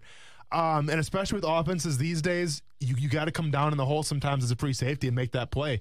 especially with like the high-powered offenses and whatnot. Well, and in this defense, you get one-on-one opportunity if someone breaks through, and you better be able to make that tackle. Well, I was going to say, and especially playing the free safety like he has, there's been times where you're going to come untouched and you got to make that play. I don't have a lot of film on him for this past season, but I remember specifically watching the Steelers game. It would have been the second Steelers game against the Ravens. I think they played in Baltimore. Only reason why I was close to this game is because I had James Conner and Ben Roethlisberger in fantasy football. But the Steelers keyed in on Eric Weddle the whole day and ran opposite. They're on the weak side, and Weddle was there, and James Conner had a field day. And when we're talking about playing teams, like I think this year they're playing the Broncos, obviously you're playing the Titans, you're playing the Saints this year, you're playing the Chiefs, teams that can run the ball. You wanted to have a dependable free safety that can stop the run as well. And don't get me wrong, Edel is good in the pass game. He's a little older. I think he maybe has lost a little bit. But if it's me, I want a free safety that can do everything. And unfortunately, I don't know if Weddle is that piece. I think you can get him at a discount, maybe for like a 1-year deal, which would make it intriguing. Because I'm not sure how many years he actually wants to keep on playing. And, being Jacksonville, I think Weddle wants to go to a defense where he can fit in and he can perform well in a solid defense. And obviously, it's a guy, too, you bring in the locker room. He has the leadership. You're not going to have any issues with him. So it is an intriguing play. I just ask people to pump the brakes a little bit because when it comes to stopping the run, that is not his forte. Gene Smith would like that about 6 years later. Gene Smith, I think, really wanted Weddle. Yeah. When he left. He might have signed a little bit more of a deal with the Chargers and then ended up in Baltimore. I think that's the way it worked out. At that time, yeah, that would have been right with the timing. But they were hoping that he was going to be free agent, try to get him and lure him over. And that would have been a nice 5 or 6 years with Weddle back there. The thing about Weddle is they said if he got cut, he was probably going to retire. Yeah. So is he going to retire? Will we see that? And I just don't know. I think dollars are interesting there. Would you want to come play in a very good defense? You might be able to sell him on that because you're not going to throw a ton of money at him for a lot of the reasons you just said. And also, they feel somewhat comfortable with what they have. Somewhat. Could they improve? Absolutely. But they could also live with what they have back there with Wilson and Ronnie Harrison. I mean, if you're going to sign Jared Wilson, a couple months ago to a 3-year deal, obviously you have some kind of favor for the guy and you like him. So that's the longest safety talk I've ever done on radio. Yeah. Not just on this show. I'm talking ever. All right. Well, I'm glad to be a part of it. Yeah, I'm glad to take part. All right. Let's talk a little Gator hoops next. Big one for them tonight against LSU. Next on ESPN 690. Action Sports Jacks with Brent Martineau on ESPN 690 is brought to you by Best Bet Jacksonville and Orange Park. Whether you're buying a new or a pre-owned vehicle, your experience should never be anything less than exceptional. Hey everybody, it's Brent Martineau of Action Sports Jacks. And if you're considering a new or pre-owned vehicle, I encourage you to go see my friends at the new Jenkins Hyundai of Jacksonville. I'm so impressed with how they treat their customers. They're good people. No one wants to be haggled or pressured at a car dealership. And my friends at Jenkins Hyundai of Jacksonville understand that. And they emphasize a no-risk, no-pressure approach. Their team will get you into the right car at the right price. And if for any reason you are not completely satisfied with your new or pre-owned vehicle, you can bring it back to Jenkins Hyundai of Jacksonville within the first 7 days for your money back. Take it from me. We drive a Hyundai in our family, and I encourage you to visit JenkinsHyundaiofJacksonville.com to schedule a test drive. And you, too, will be impressed at how they treat the customer. Exceptional service at Jenkins Hyundai of Jacksonville. When you get to the Jenkins Hyundai of Jacksonville showroom, make sure you tell them Brent Martineau sent you. What I continue to tell people about the entire experience is that it never felt like a sale. Not once did I feel like I was trying to be sold anything. When people come to Diamonds Direct, they expect the highest quality, the lowest prices. But what they are surprised by is the experience, the relaxed, no-pressure atmosphere, and people who genuinely care. At Diamonds Direct, it's just a different feel. As soon as you get here, you kind of feel comfortable with the process. It's people that are pretty much family, honestly, at this point. I'm not even joking. They're so warm and welcoming. They're very patient, they're very kind, and they're very, very helpful. They're very knowledgeable about their products. Every single one of the people that touched our transaction made sure that we were ecstatic about it when we left. And we still have that relationship. Very honest, very sincere, kind staff. They just make you feel like family. You feel like family here, no doubt about it. I will come back here. We are Diamonds Direct customers for life. Come discover the difference and be a part of our family at Diamonds Direct at the Markets at Town Center, official jeweler of the Jaguars. Sports Center updates at the top and bottom of every hour. And the latest breaking news and sports around the clock. Listen live everywhere you go on ESPN690.com. This is ESPN 690. Now, back to Action Sports Jacks with Brent Martineau. on ESPN 690 and ESPN690.com. You know, we were talking about the pub sub. Question out there now on social media. How long would you wait in line? Shannon, who actually works down in our TV newsroom, replied on Twitter.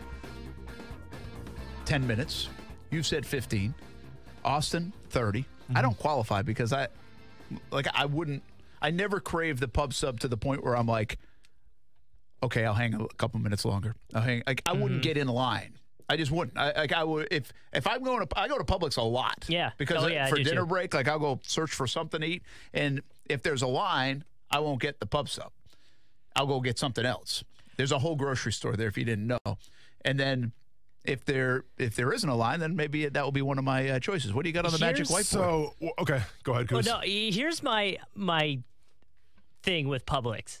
Is the line problem that they have is an easily fixable situation, and it actually references your whiteboard that you just said because I want to get paid for this. But if you had a touchscreen order system, you come in, you press that, you go shop. By the time you're done, your sub's sitting there with a number. You've already got the number. You know what you're looking for. You grab it and you walk out. They don't do that? Talking about that Wawa setup. Yeah, but they do everything where you can go online and order it and then pick it up.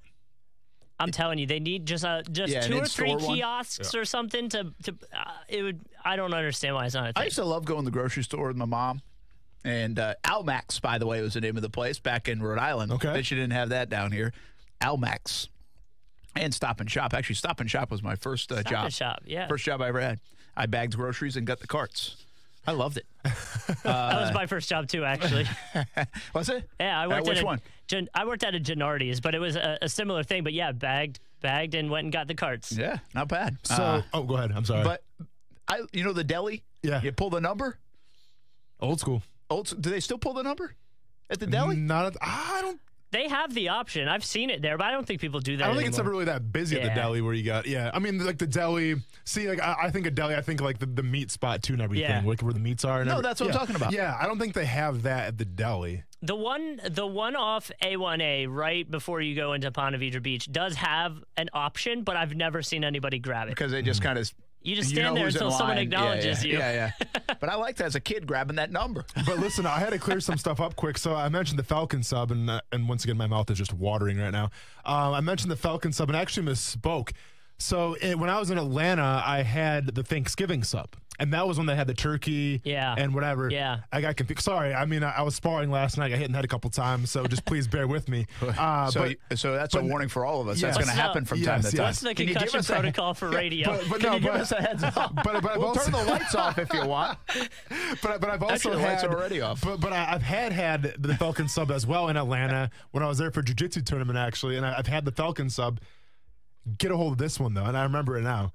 Maple-flavored chicken tenders. Okay. Peach preserves, sriracha mayo. Let's go. Trust me, it's good. I'm not sure how I feel about the peach preserves. It's fine. It's Georgia. You have to go with it. Yeah, I know. Yeah, but it's pretty good. Maple-flavored chicken tenders. Maple-flavored chicken's pretty good. Yeah. Maple-flavored anything is pretty good. Chicken and waffles, you can't go wrong with it. All right, one last food thought. I got to give a shout-out to Marcel Robinson. Dropped the smoothie king off. And didn't even say hi or anything on the radio. So I was surprised. I thought he was going to come in, and he just didn't. I don't know why, but had his shades on too. Bottom line is, we were in the meeting. So we had a meeting at 2:00 about a couple things. Mm-hmm. Don't worry, it wasn't about you. Not this time. But I figured a meeting would last like till 2:30, and then I could fly over to the St. John's Town Center. Now, this was a little on me. I got stuck downstairs in another meeting, so I wasn't in until 2:07. HR probably for Brent. Well, kind of close. No, I'm just kidding. So anyway, 2:30 came about. We were in the meeting till what, like 2:50. I even was like, hey, I got to go make sure we're ready to go on air. So I couldn't go get a smoothie. I mean, I was planning on the smoothie all day today and for lunch, and I couldn't do it. So I said, Marcel, I buy, you fly, and he did it. Why don't you put up the bat signal, man? I would have got you a smoothie. Well, like I said, up until I was willing to risk it until about 2:40. Yeah. Like 2:40, I was like, I still can do this. Yeah. But once like 2:44 rolled around, I was like, nah, you're done. So now, is this the Bill Romanowski special we're drinking here? Or what do you have here? For this is actually Romanowski's. Okay. It's the Lean One Vanilla. It's one I drink. It's not bad all the time. Not gonna lie, it's not bad. No, I'm not saying that because I'm getting paid. I'm not getting paid. We're not. It's not a bad smoothie. I would also say unsolicited, and also again not getting paid. But there's a new one opening up down in Durban. Okay. Crossing near where I live, and it's going to be 3 minutes to the smoothie place. Ooh. To Smoothie King. It's a game changer. That's nice. That is game changer. nice. So I'm looking forward to that. All right, hey, let's talk a little basketball. Florida Gators. A lot of people think they have a huge game tonight.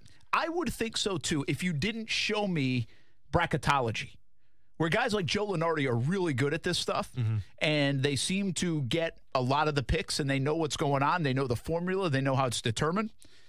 And Joe Lunardi, despite what I think has been a very, very subpar year for the Florida Gators, a team that has very little excitement value, if you ask me, has the Florida Gators as a 9 seed. Well, if you're a 9 seed, you're not even really on the bubble. The bubble's like the 12 seed that usually gets the first play-in game, maybe an 11 seed. I would even put you there on a 10 seed, barring some upsets. But you have to have a lot of things happen to fall off the bubble as a 9 seed. And it just shows you the depth of the NCAA tournament this year is not good. The Florida Gators are really not a good basketball team. They're an okay basketball team that plays hard. They don't excite you very much because they can't score.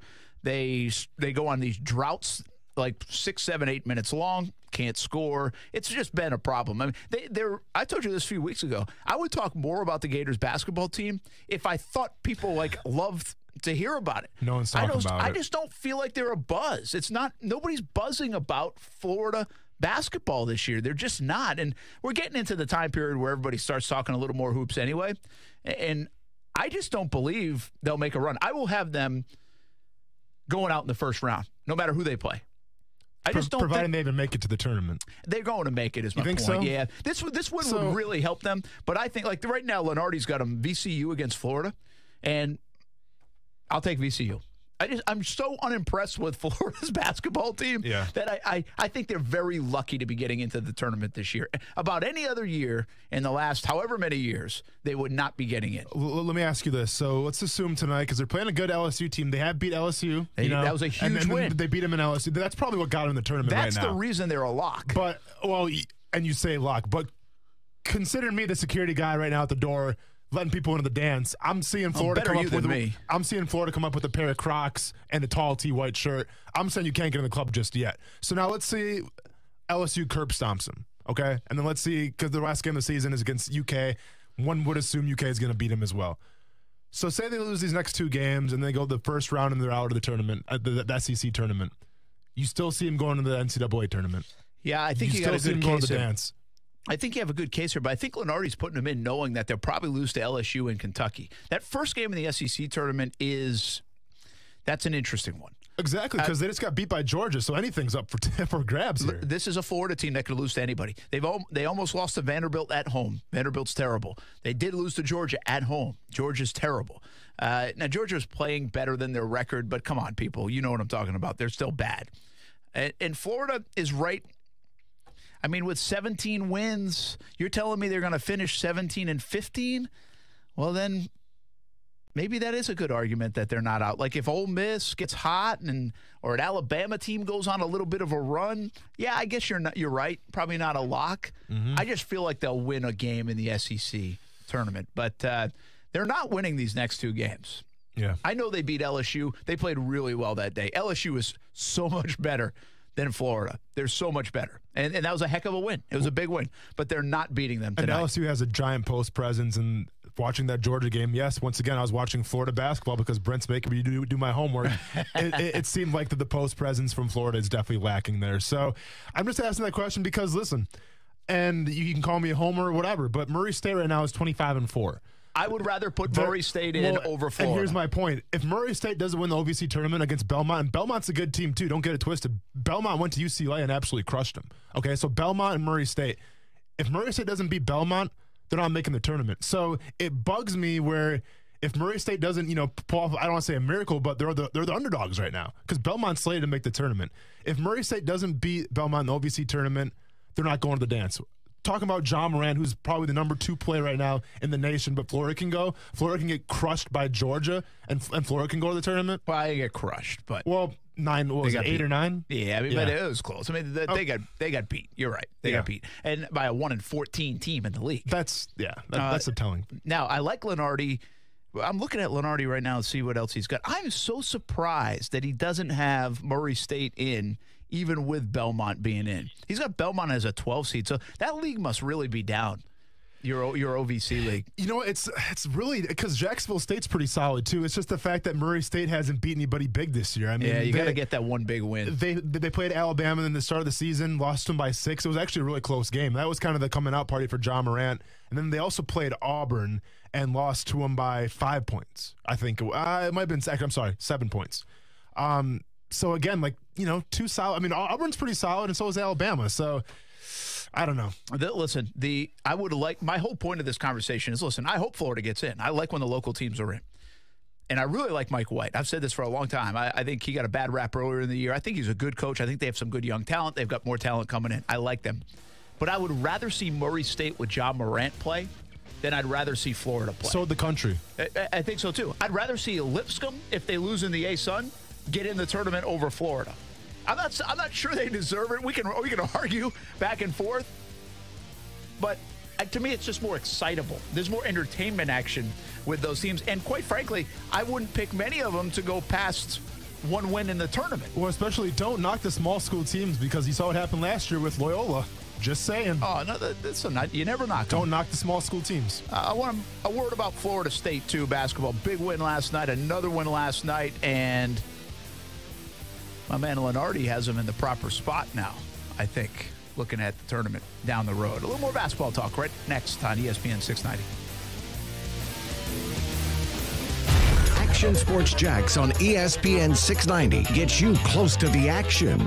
Hey, everybody, this is Brent Martineau, and it's Action Sports Jacks on the road on ESPN 690, live from the NFL Combine in Indianapolis. With the Rams cheerleaders here in Atlanta, you guys going to go to the aquarium or anything? Live from the Super Bowl in Atlanta. With John Franklin Myers, the former Stephen F. Austin Lumberjack, going from Orange 40 man to the Super Bowl, man. I'm proud of you. Live from Daytona International Speedway at the Daytona 500. This is ESPN 690.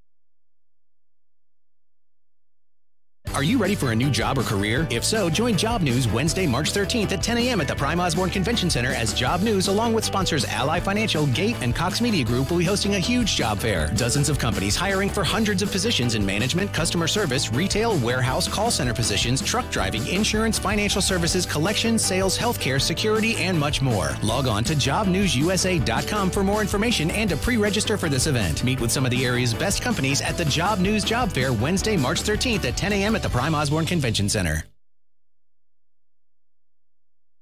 Hey everybody, this is Brent Martineau. If you've received a letter from the IRS and can't pay them, things can get bad quickly. The IRS can seize your bank account, garnish your wages, and place liens against everything you own. If this is you, contact J. David Tax Law, a local firm right here in Jacksonville. Your first step to stop IRS harassment is a no-cost consultation. They explain exactly your options and how they will resolve your tax issue. Only highly experienced tax attorneys will represent you, and fee payment plans are affordable for everyone. Get the protection you deserve. Peace of mind is only a click or phone call away. The fastest way to get started is to call 904-507-4777. 904-507-4777. Or online at jdavidtaxlaw.com. The number again, 904-507-4777. Or online at jdavidtaxlaw.com.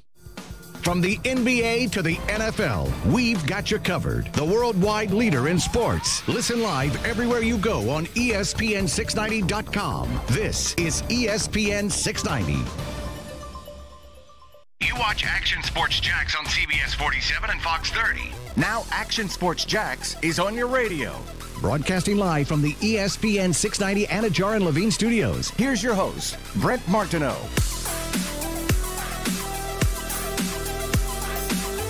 News so far on a Wednesday when it comes to the state Final Four in Lakeland in boys basketball. UC loses in the state Final Four. Congrats on a good season to the Fighting Christians. And Jackson gets the win, 69-55. They're moving on to the state championship game. Congratulations to the Jackson Tigers. Party on Main Street as they go to the championship game tomorrow in boys basketball. Where do they play the state championship games for Lakeland Florida? Civic Center. What is that, like a college center? Well, or what? Lakeland. You know where Lakeland, Florida is?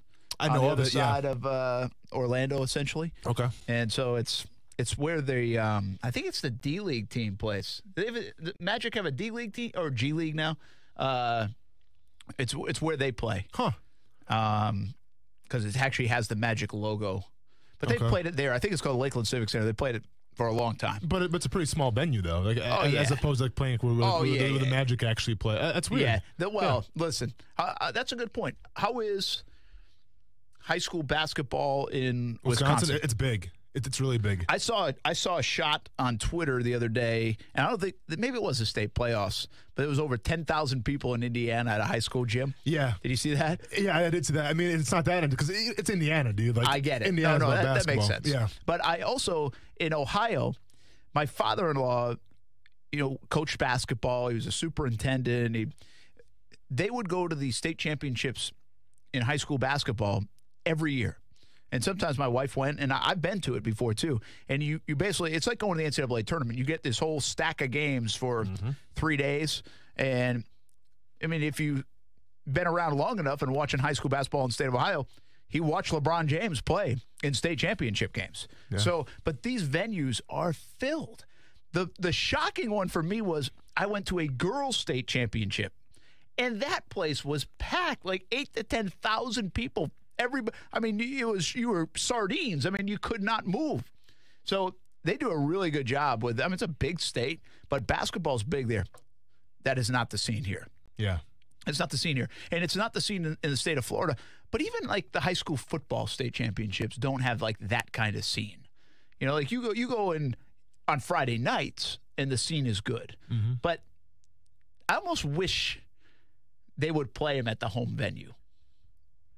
Because then, like the higher seed venue, or you pick, because then you'd get these massive crowds, and that atmosphere would be electric. Yeah. But it's really dialed down a notch, I think, for state championship play because they use the neutral sites. But at the same time, though, you would think, and I don't know, how far of a drive these people would make, but I can attest to when I played in high school in Wisconsin. I mean, we always played at neutral sites as well, but we still traveled really well. I mean, it's the thing to do. It's Friday night lights, I mean, people will drive an hour and a half if they have to, but they're going to be at that game. And I'm not sure how it is in Florida, but I asked the question with basketball because it's weird because I haven't really heard a lot about basketball and like the tournament and whatnot and the state championships, things like that. So it's weird. Well, I'll tell you this, even in the conference tournaments that we're talking about, like the A-Sun made a smart decision.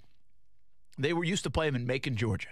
And I think it's moved around. They might have played it up actually in Nashville, Lipscomb, or Belmont over the years. But take you back to at least the most recent was Macon, home of Mercer. And if you went, I mean, you watch the games. If you're playing the championship game, there were like a few hundred people there. Mm-hmm. So unless the host school got in and they were the champion, there'd be no atmosphere. Well, I'll take you to right here in Jacksonville, 2015. UNF is hosting the championship game. They probably broke the fire code, and they had more than 6,000 people in there. Yeah. And it felt like 60,000 people in there. The place is electric. You get the money shot that ESPN takes and everybody takes of fans running on the floor. It's a little chaotic, but it's what it's all about. That's the way it's supposed to be. And you almost wish, I kind of wish like the high schools would create that atmosphere. I understand there's a lot of reasons why they can't do it, but you lose that in championship games on the high school level. I think in all sports, really. I'm glad they're capturing it. In fact, I was just talking to you. I think Jacksonville State and Morehead State are playing. It looks like OVC plays on a neutral site. Yeah, because there's like do. nobody there. Well, and it always varies because sometimes they'll play in Nashville, like you mentioned. They play in Nashville. I think this year they're in Evansville, if I'm not mistaken. So yeah, that might be. Yeah, that might be right. It's like a neutral site, and people will come out to watch Belmont probably because they'll travel. People will come out to watch John Morant because he's going to be an NBA guy. Of course, and Murray State travels pretty well. It's a big basketball. But school. Jacksonville State, Morehead State at 4:00 on a Wednesday afternoon, nobody's there. No one's going to be there. So I mean, to me that it's about. Especially March, man. It's about running on the floor. It's about that stuff, and the more you can get that, the better. But congratulations to Jackson. Paxton will play tonight in the state Final Four. Hopefully they get it done, too, and represent Jacksonville state championship game tomorrow. All right, one more basketball thought. Bracketology-wise, Joe Lunardi finally got it right. Or the NCAA, if he's right, will finally get it right. Florida State needs to be a 4 seed or better. For the longest time, if you looked at these projections, they were a 5 seed, 6 seed. They've won 24 and 6 right now. It's crazy. They have won 24 games. What a comeback last night that was against a good Virginia Tech team. They win in overtime, and this team is good. We spent a little bit of time on Florida State. I think everybody knows about Florida State. They're talented. I think there's a little bit of a lack of trust in Leonard Hamilton at times. Is he good enough to win? Well, didn't he disprove that a little bit? Isn't it time we get off Leonard Hamilton's back a bit? Because he went to the Elite Eight last year. He comes back. He lost a lot of talent prior to that year. Comes back, goes to the Elite Eight, loses a bit more talent. Has Phil Kofer's out for the early part of the year. They are 24-6 in the ACC. They just earned a double bye. They play in the best conference traditionally in America. They are 24-6. That's incredible. It's really good. They should be a 4 seed. They don't have a ton of. Like, I understand why they're not like a 2 seed or a 3 seed. They don't have a ton of marquee wins. Like last night was one of their best wins, actually, against Virginia Tech. But they haven't beaten a North Carolina or a Duke. And their non-conference was even a bit iffy. So I understand it. But I'm just saying they're really good. And when the brackets come out next Sunday on March 17th, final round of the Players' Championship, brackets coming out, NCAA tournament in Jacksonville, I hope Florida State finds its way to Jacksonville.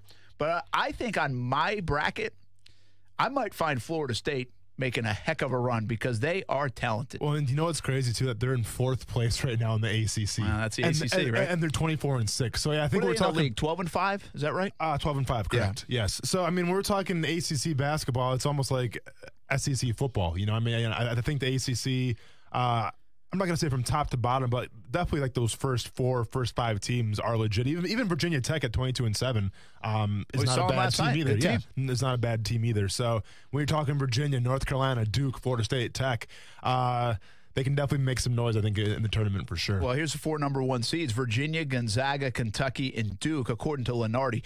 The question here is Duke. Zion. And by the way, Duke and North Carolina play again. So North Carolina, if they beat Duke again, they should be in that number 1 hole. They really should. And Duke is different. Duke is totally different without Zion Williamson. The question is, do you think he plays again? There's some rumblings now that they are trying to get that number 1 seed, keeping hope alive. That I think it's a good conspiracy theory, actually. They're not ruling him out for the year because they'd like to have him, and they'd like to have that number 1 seed, an easier path, and make it tough on the committee to choose. I don't know if they'll have that luxury because I think if North Carolina knocks him off this weekend, then North Carolina's probably going to get it anyway. But this is no doubt a different team without Zion Williamson. They just snuck by Wake Forest last night. In fact, they should have lost. I don't know how that ball didn't go in the hoop. Exactly. And Wake Forest isn't. I mean, usually they're a pretty solid team, but this year they're 11-18. I mean, they're just okay. They're not even okay. I think they're really underachieving. So, and this is at Duke as well. I mean, this is one of the craziest places to play. So. When Zion went down, man, I don't know what the issue is because they have RJ Barrett. I mean, and he's been playing well, but I don't know what it is. I guess just losing Zion. I mean, it's funny too because we sat here and we talked about. Well, at least I talked about Zion being the freak athlete. He can do monster dunks. He's a specimen, but I mean, as far as like a pure score, I mean, can he create his own shot? Not really. So. When Zion went down against North Carolina, I'm like, it's not a big deal. It's Duke University. They're going to be fine. I mean, if he comes back for the tournament, more power to him. They're probably going to win it then. But I wasn't too worried when Zion went down because I figured Duke had the depth. They also had the talent to still carry that team. And listen, they've still won some games, but they've been close games that shouldn't be close. So if I'm Duke right now and I'm looking at Zion Williamson and who knows what's going to happen, I'm a little nervous for sure. Wide open NCAA tournament. Give me your prediction. Do you think Zion Williamson plays again this year or not?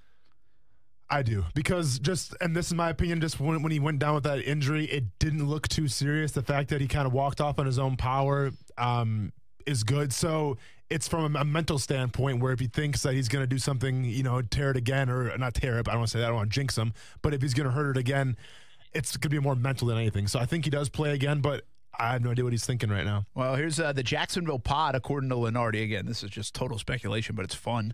Wofford at Ohio State, against Ohio State, Tennessee, Wright State, Buffalo, Ole Miss, and LSU, Yale, which means Tennessee is the best team here by far, but Ohio State will travel because they travel and they have people everywhere. And LSU will be interesting as a 3 seed. I don't think it's the greatest pod in the world. I think they'd rather have a North Carolina or a Kentucky, but we'll see what happens. There's a lot to still play out in hoops. in March Madness. And we were just meeting. Actually, part of our meeting was, I think you're going to have a chance to play against us in the bracketology. That means you got to pick a winner. You got to do a whole bracket. Let's do it. I always say go with the Providence Friars. Are they going to make the tournament? That's a good question. I'm trying to see who's in it. I don't think I don't see them. Here, I can. They might have to make a run. Well, Brent, they're 16-3 right now. So 16-3. I'm sorry, 16-13. Good for 9th right now in the Big East. They're a bubble team. So they're a bubble team. How are they a bubble team? You're 16-13. What's St. John's? You're asking a lot of me right now. Or Seton Hall? Seton Hall is 16-12. Okay, well, Seton Hall is the last team, one of the last teams in at 16-12. So Providence is a bubble team. Okay. Providence is better than Florida, I can tell you that. More to come next on ESPN 690.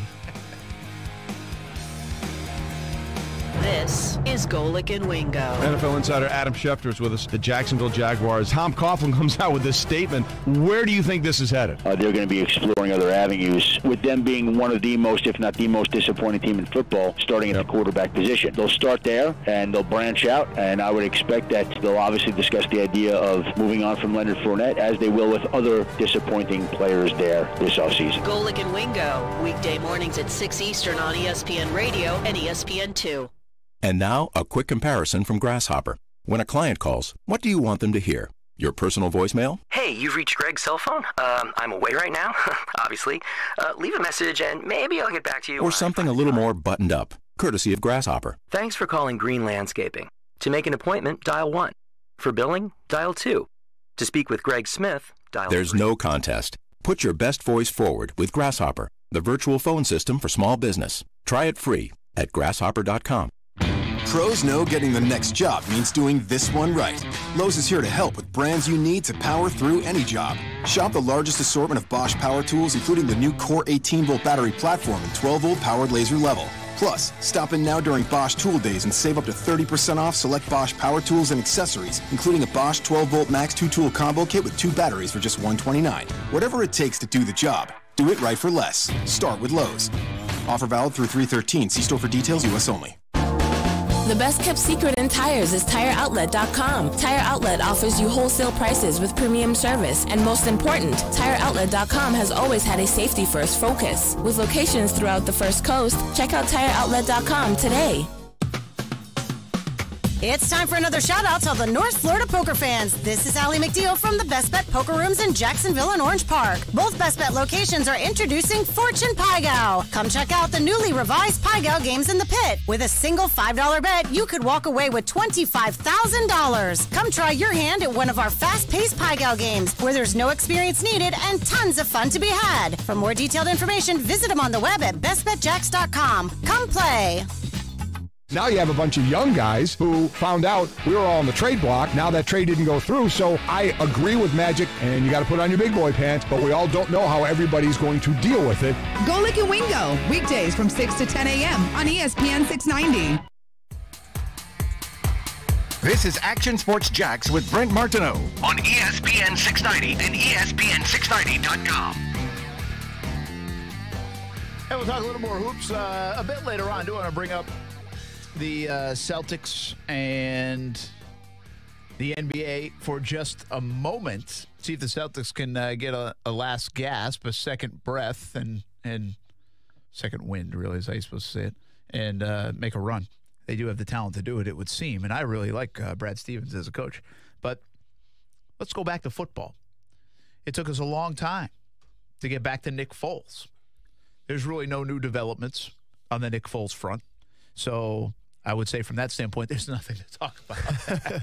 But, I mean, it is now, it is a foregone conclusion around Jacksonville in the NFL circles that this is like done. Like it's already been put on the back burner, right? Yeah. In people's minds that this thing is done. And I think they've already issued their opinion on it. Either like it or you don't like it. I think there's one more wave of that to come. And that is when it's a reality, people will be like, I can't believe we're not going to get Dwayne Haskins. Can't believe we're not going to get Kyler Murray. Whatever it is. The one thing that's interesting to me is there's no debate if you're getting a veteran free agent quarterback of who you want, because he separates himself. What I'm interested to see is when Tyrod Taylor goes to like the Eagles or Teddy Bridgewater goes wherever, and Nick Foles ends up in Jacksonville. What's the separation in their contracts, the dollars? It feels like there's a huge one. It should, right? You would think. Resume-wise. But keep in mind, Tyrod Taylor made $15 million to go to Cleveland last year and to kind of help Baker Mayfield along, and then he relinquished the job very early. But he got $15 million to do that. Cleveland thought $15 million worth of Tyrod Taylor. There's a lot of thought Bridgewater will get something like $10 to $12 million.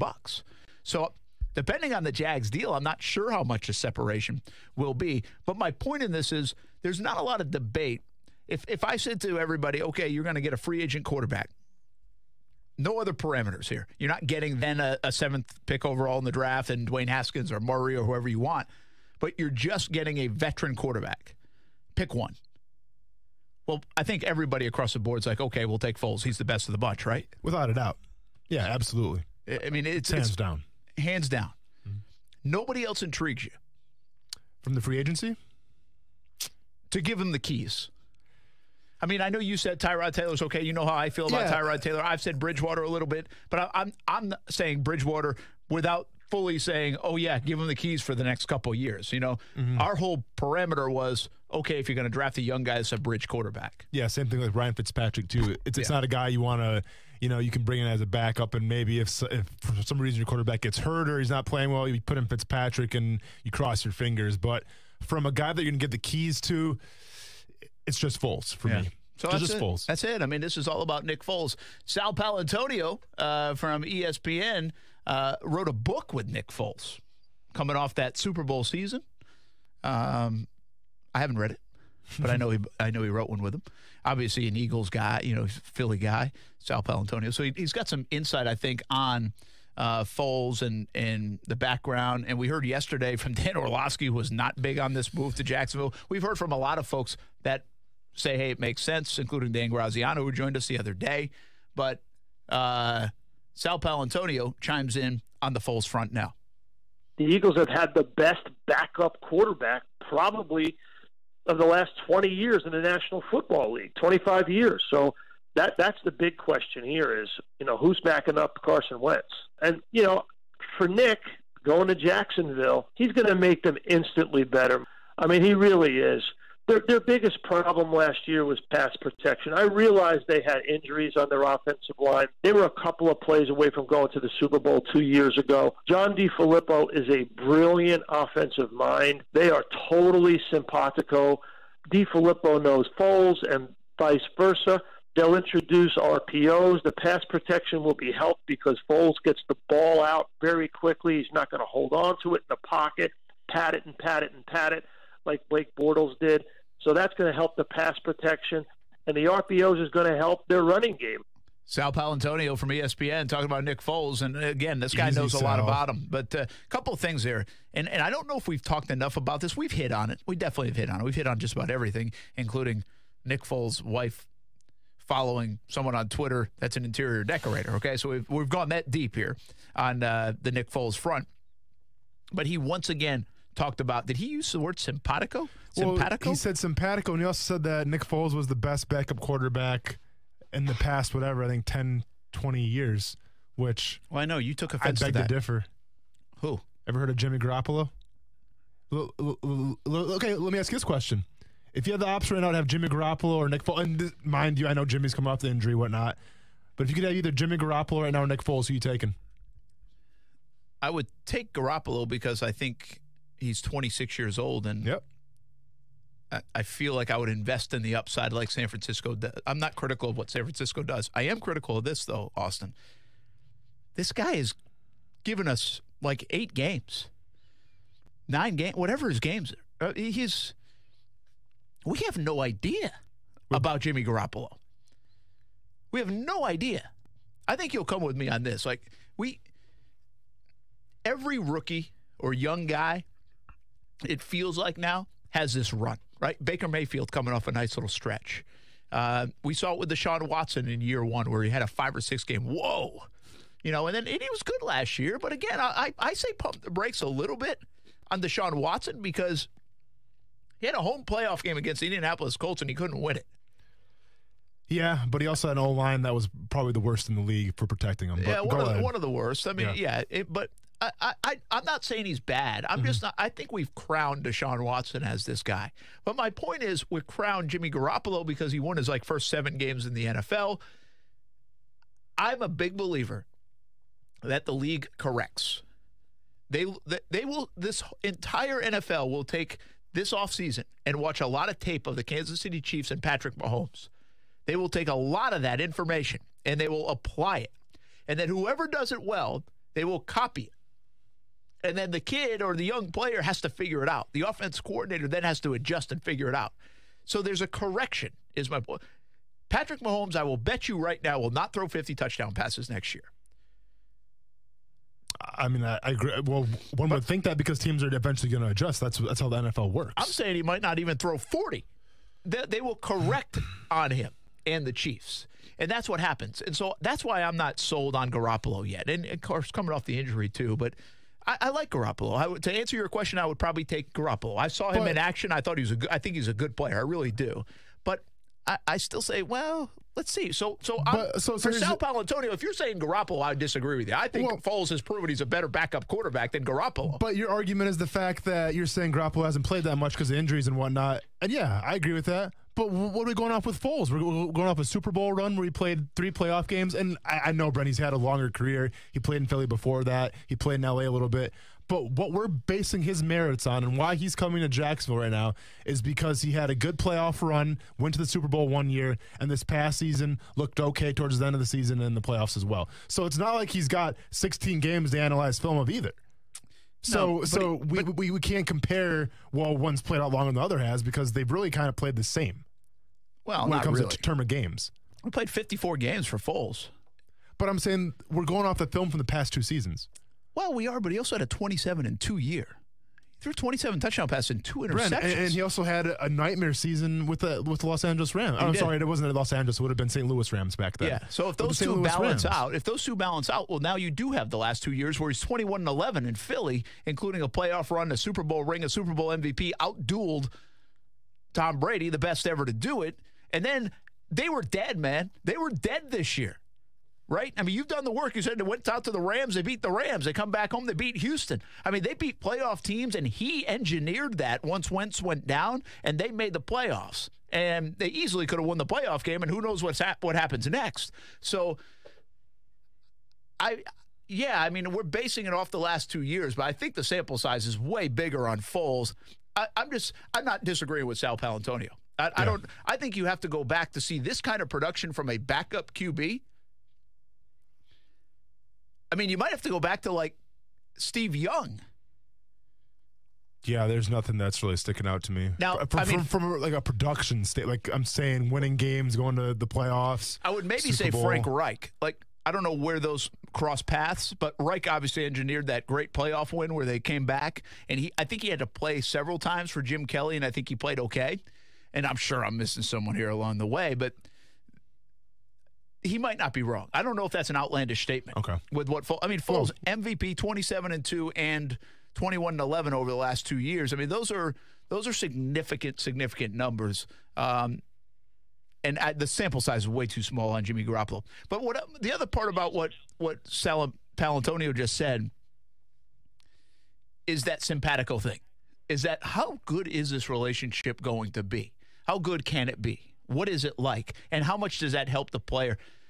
That's something we just haven't experienced in Jacksonville. We really don't. I mean, I think maybe just like leadership, there's too much talk about that. It doesn't make you throw touchdowns and not interceptions. But I do think it gives you a confidence, a swagger a little bit, and also a rhythm. And that's important on offense and a knowledge of it, right? Yeah. This whole Nick Foles is going to know more than anybody else on that offense. I still think that's a quote I'm running with and going to keep for a long time from Doug Marrone. I like the way he phrased that, as everybody else has to catch up to him. And I think that's what Paolantonio is talking about here. Again, I think there's a bias toward him. I think Paolantonio loves Nick Foles, and everybody up in Philly seems to like Nick Foles. But I'm not sure I disagree with what he said. But let's be honest, though, Brent, from as far as the standpoint of him coming to, if Nick Foles does come to Jacksonville and they bring him in, he's not going to hit the ground running and know the offensive playbook right away. He's going to know the termage, and he's going to know, I'm sorry, I said term. That's not a word. Verbiage. He's going to know the verbiage and whatnot. I make up words all the time, dude. Don't worry about it. But I got news for you. The Philadelphia Eagles, when Foles was there, aren't the Jacksonville Jaguars what we have right now. I mean, we don't have a Sproles, as a halfback. We don't have Alshon Jeffrey to just tell him go get the ball. We don't have Zach Ertz at tight end. We don't have Nelson Aguilar. We might have Nelson Aguilar to go deep. Marquise Lee, let's see what you got this year, and also D.D. Westbrook. But I'm taking Aguilar right now over those guys. So we don't have any of those pieces right now. Yeah. So to come in and say, well, we like Foles because he's going to be able to run the offense. Well, what offense is that, Brent? Because I don't feel confident in our offense with the Jacksonville Jaguars right now being the same offense that the Eagles have. Yeah, well, the Phillies offense is going to be pretty good with Bryce Harper. Solid. I can tell you that. Yeah. But listen, understood in a lot of those situations. We don't know what he'll have around him. But I just think that's one more guy. There's very few people saying this is not a good mix. And the one thing Palantonio also said was open up the playbook. We heard Doug Marrone say that. Marrone said that to us at the Combine last week, that, hey, our playbook is going through a formation change. It's not this complete change, but it's morphing a little bit.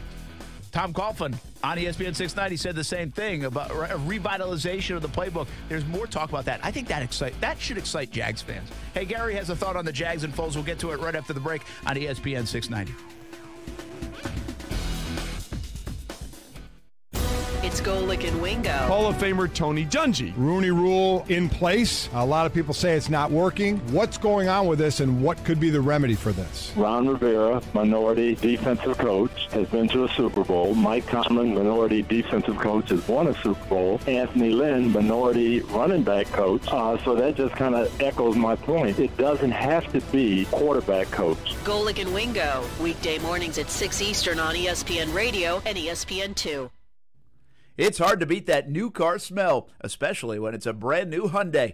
Hey, everybody, it's Brent Martin of Action Sports Jacks, and I think we can all agree there's something to that new car smell you just can't beat.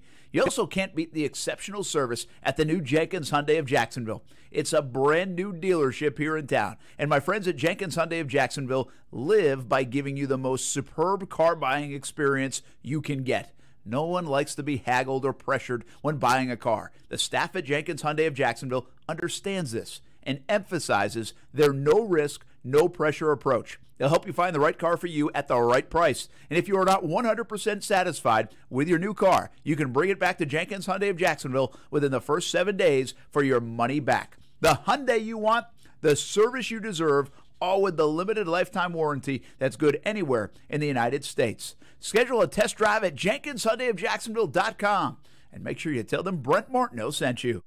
Broadcasting live from the ESPN 690 Anajar and Levine studios. Anajar and Levine Accident Attorneys. Call 904-600-4000. That's 904-600-4000. ESPN 690. Jacksonville's home for ESPN Radio. WOKV Jacksonville. Listen live everywhere you go on ESPN690.com. ESPN 690, a Cox Media Group station.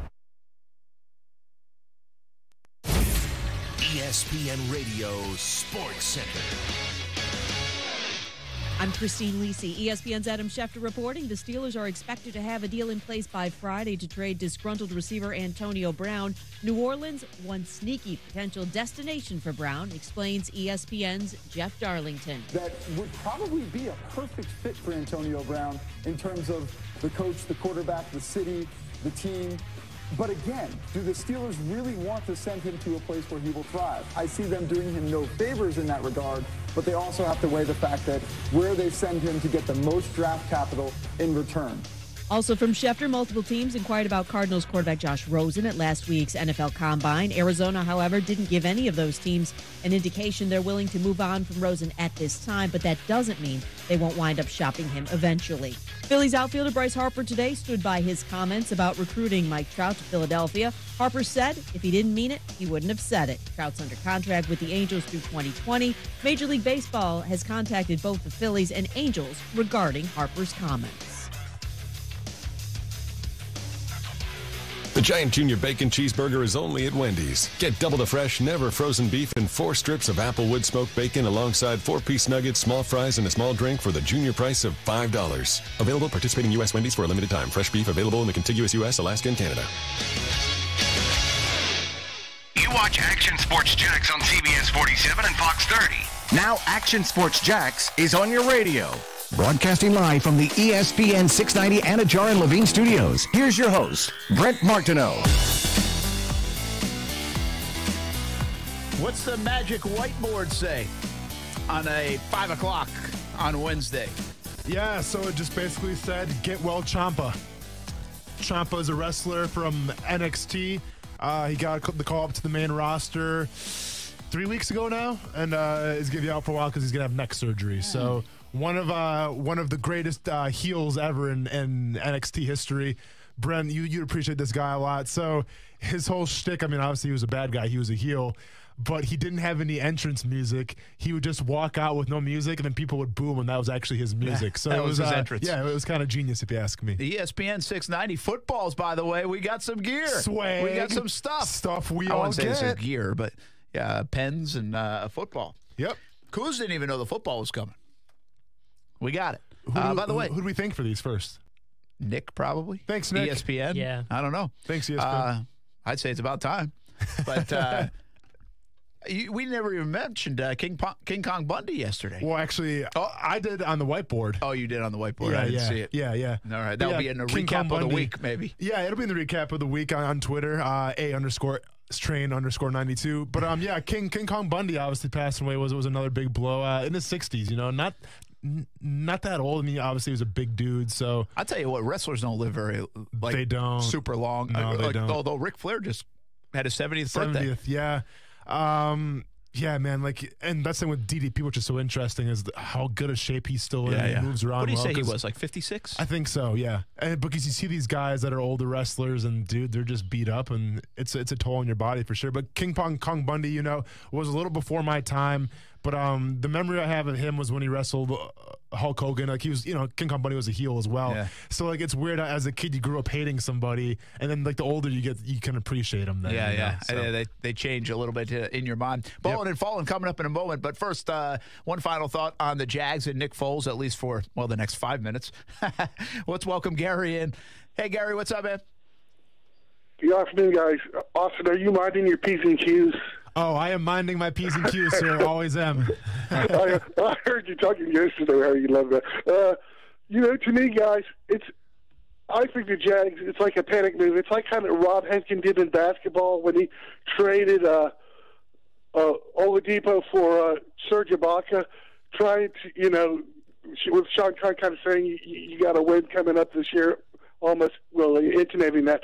They should have, in my opinion, say that Arizona would take a second rounder for Rosen next year. Give up a second rounder, draft, and in free agency, the money they would spend on Foles, they could get a Tevin Coleman, maybe a Juwan James, or somewhere else, Juwan James in the tight end and JC James, something to that effect, 2 players.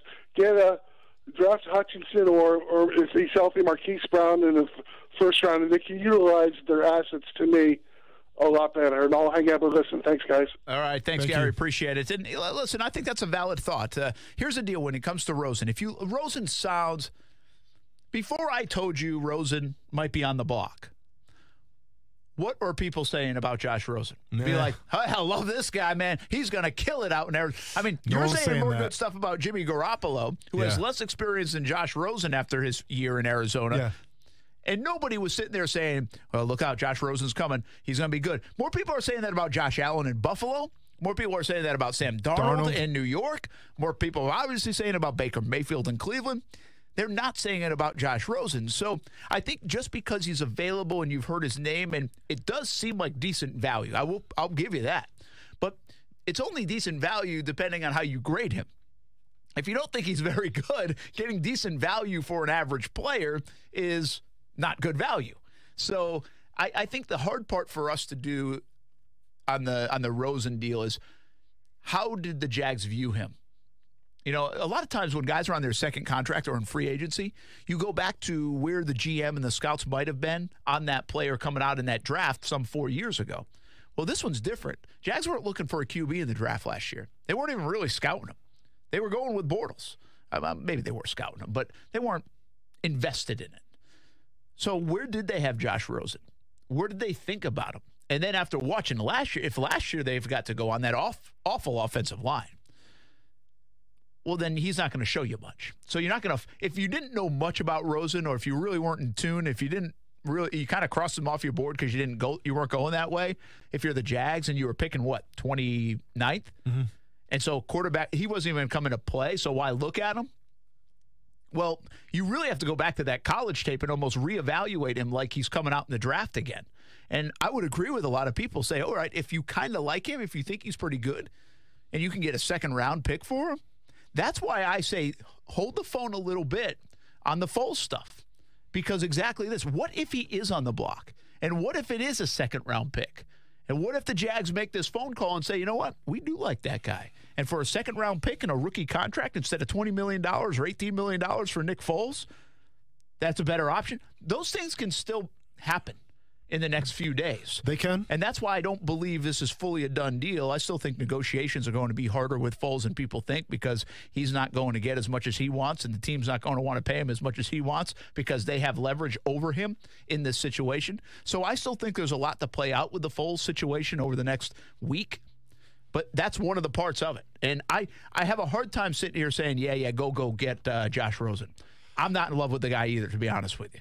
But he might be a good play and a good value play for you. You suggested as a backup. Well, I'm going to go ahead and double it up right now. Gary, thanks for bringing it back up, man. When it comes to Josh Rosen, Brent, you're talking about maybe taking the gamble and bringing him in as your starting quarterback. To me right now in the NFL, I don't see any team trading for Josh Rosen and having him come in and be your starting quarterback right off the bat. I just don't see it happening. I don't see the Dolphins doing it. I don't see the Giants doing it. Washington, maybe? I don't see the Redskins doing it, and I don't see the Jaguars doing it, and I don't see some surprise team doing it either. So where does that leave Josh Rosen? It leaves him as a backup, and I mentioned this before. I'm going to say it again. I think with what the Jaguars had with Malik Jackson, if we were to trade him to Arizona being a team that's going to put in the 3-4 defense this year, their defensive coordinator, Vance Joseph, coming from Denver. Now, granted, he didn't play with Malik Jackson, but it was kind of the same defense that Malik Jackson was used to playing in, a defense that Malik Jackson went to the Super Bowl with, that he caused a sack fumble in the Super Bowl with, that he had really an all-pro year with Denver with. If they were to trade him, and let's say in a perfect world, in Brent Martineau world, a 6th-round pick and Malik Jackson for Josh Rosen, I think it's a deal you can't pass up. More realistically, I can see a 4th-round pick and Malik Jackson to the Cardinals for Josh Rosen. Now you got a bona fide backup quarterback. You got a guy that can learn behind Nick Foles. And Brent, I get what you're saying before. You said, well, let's not bring Rosen in because what's Foles going to think? What's anybody else going to think? He's a backup quarterback. Rosen knows he's not going to be the starter over Nick Foles, and no team's going to bring in Rosen as a starter. I think Rosen knows that as well. So guess what? You got to be a backup. You got to earn that spot. So from that whole perspective of that first-year contract, that rookie contract, having that backup quarterback there and his rookie deal, having potentially a talented backup quarterback that can learn from Nick Foles and say, hey, maybe Nick Foles, for whatever reason, doesn't pan out. You can put Rosen in. I like my chances. Well, if you give up the 2nd, 3rd-round pick or one of the 3rd-round picks in a Malik Jackson and you were able to get him, I mean, I'm saying a 4th-round pick, Brent. Yeah, I know, but I think more realistically, we're talking about a 2nd. I mean, listen, this guy was drafted in the top 5 last year. I think you've got to give up some pretty good compensation. Although if Arizona's just going to dump him, they're going to dump him. But just say 3rd-round pick and Malik Jackson. I can't argue. 4th-round pick even better, but I can't argue with the value. The value is unbelievable, and I think I love your scenario. I mean, I just don't see it as likely because I disagree with you. If Miami could offer the same or Washington could offer the same, I think they would take the chance too. So I think there's going to be more of a market for it at that value. 2nd-round pick, a 3rd-round pick, something like that. And now, if Arizona starts asking crazy stuff, I don't think people are jumping in on it. But if they want Murray that bad that they're willing to basically give away Josh Rosen, I do think even the Giants, if you're the Giants, you're going to draft a guy. So instead of drafting a guy, would you take this guy? And again, it all goes back to how they graded him, how they feel about him.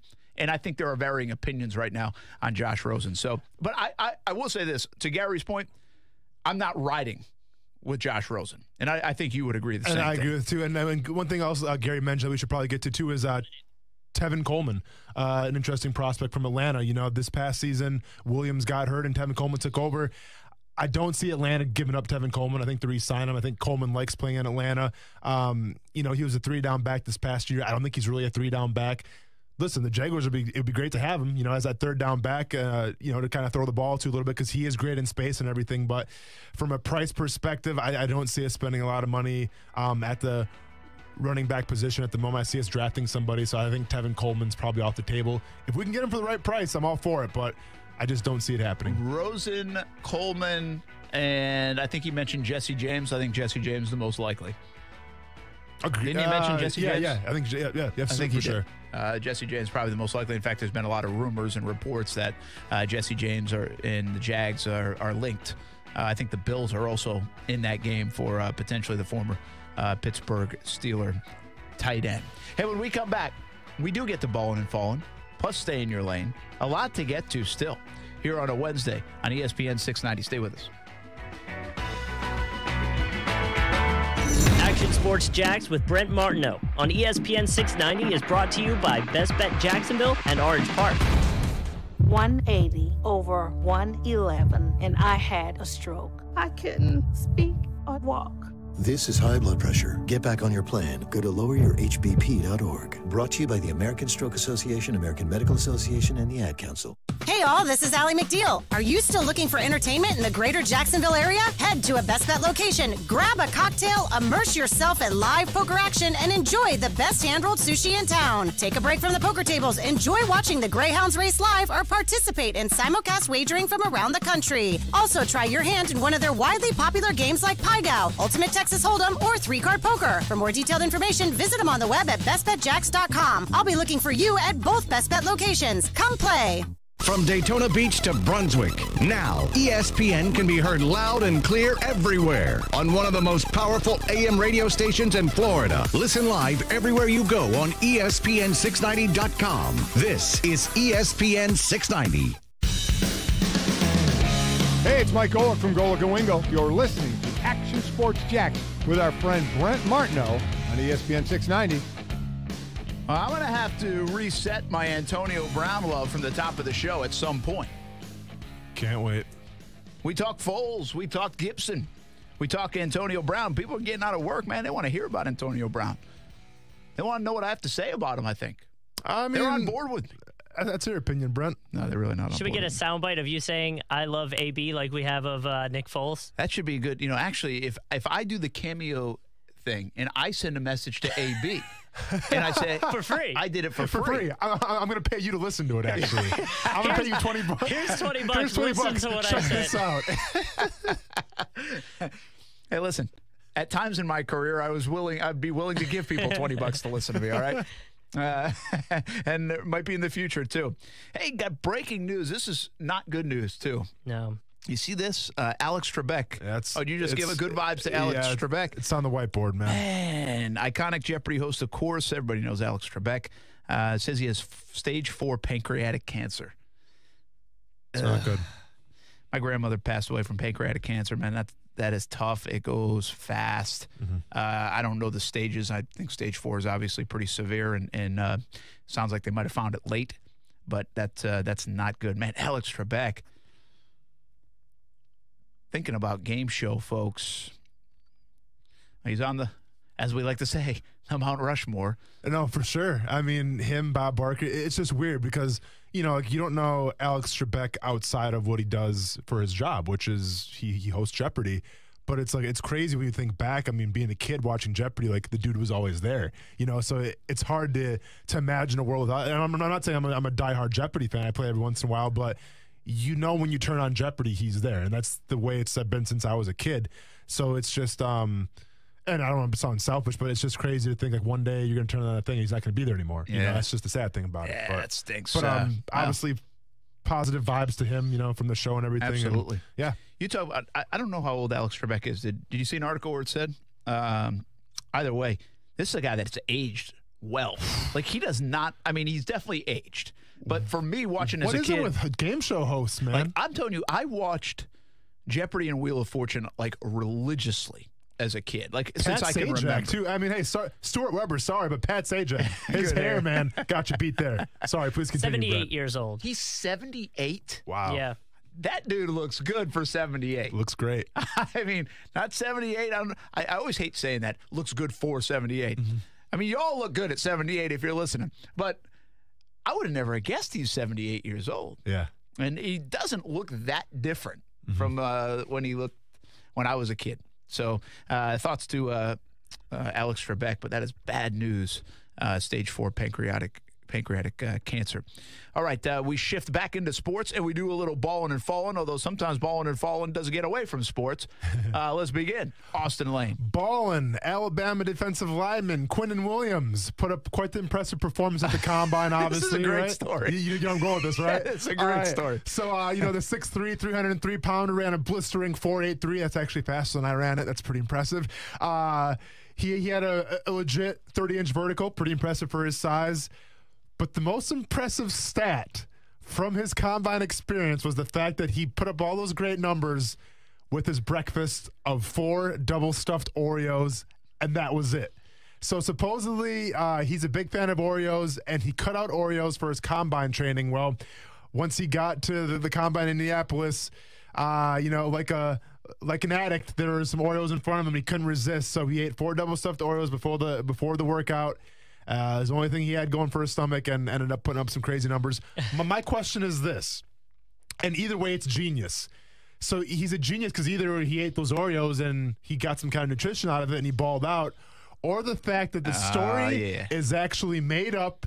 He's a fan of Oreos. That endorsement. And maybe he's trying to get that endorsement deal. Dude, Either he's 300 way, and something Quinnen pounds. Williams, He's a fan of Oreos. Quinnen Williams, man, I respect the hustle, sir. Go get your money. Oreos, pay the man. Although, for whatever reason, when you said he saw the Oreos sitting in front of him and like an addict had to get it, that happened to me today. They had pizza in the break room, and I walked in, and I looked at it. I was like, don't do it. Game over, Don't do it. They actually had, down in the TV land, and I'm trying to keep an eye on what I'm eating, but they had 4 packs of double stuffed Oreos down there. Some different flavors, like the mint ones and some other flavors now that they've got. I always tell the coworkers, like, if there's pizza or something, just come in and tell me it's vegan or something, and then I won't want it. Just tell me it's like bad. National Oreo Day or something like that, though? No idea. I mean, why all the Oreo stories? I have no idea, but I'm just saying, man, like, I've ate 4 double stuffed Oreos before, too, and the last thing I want to do is go run a 4.840. So worst thing you remember eating for breakfast before a game. Actually, it is. Is it National Oreo Day? Today is National Oreo Day.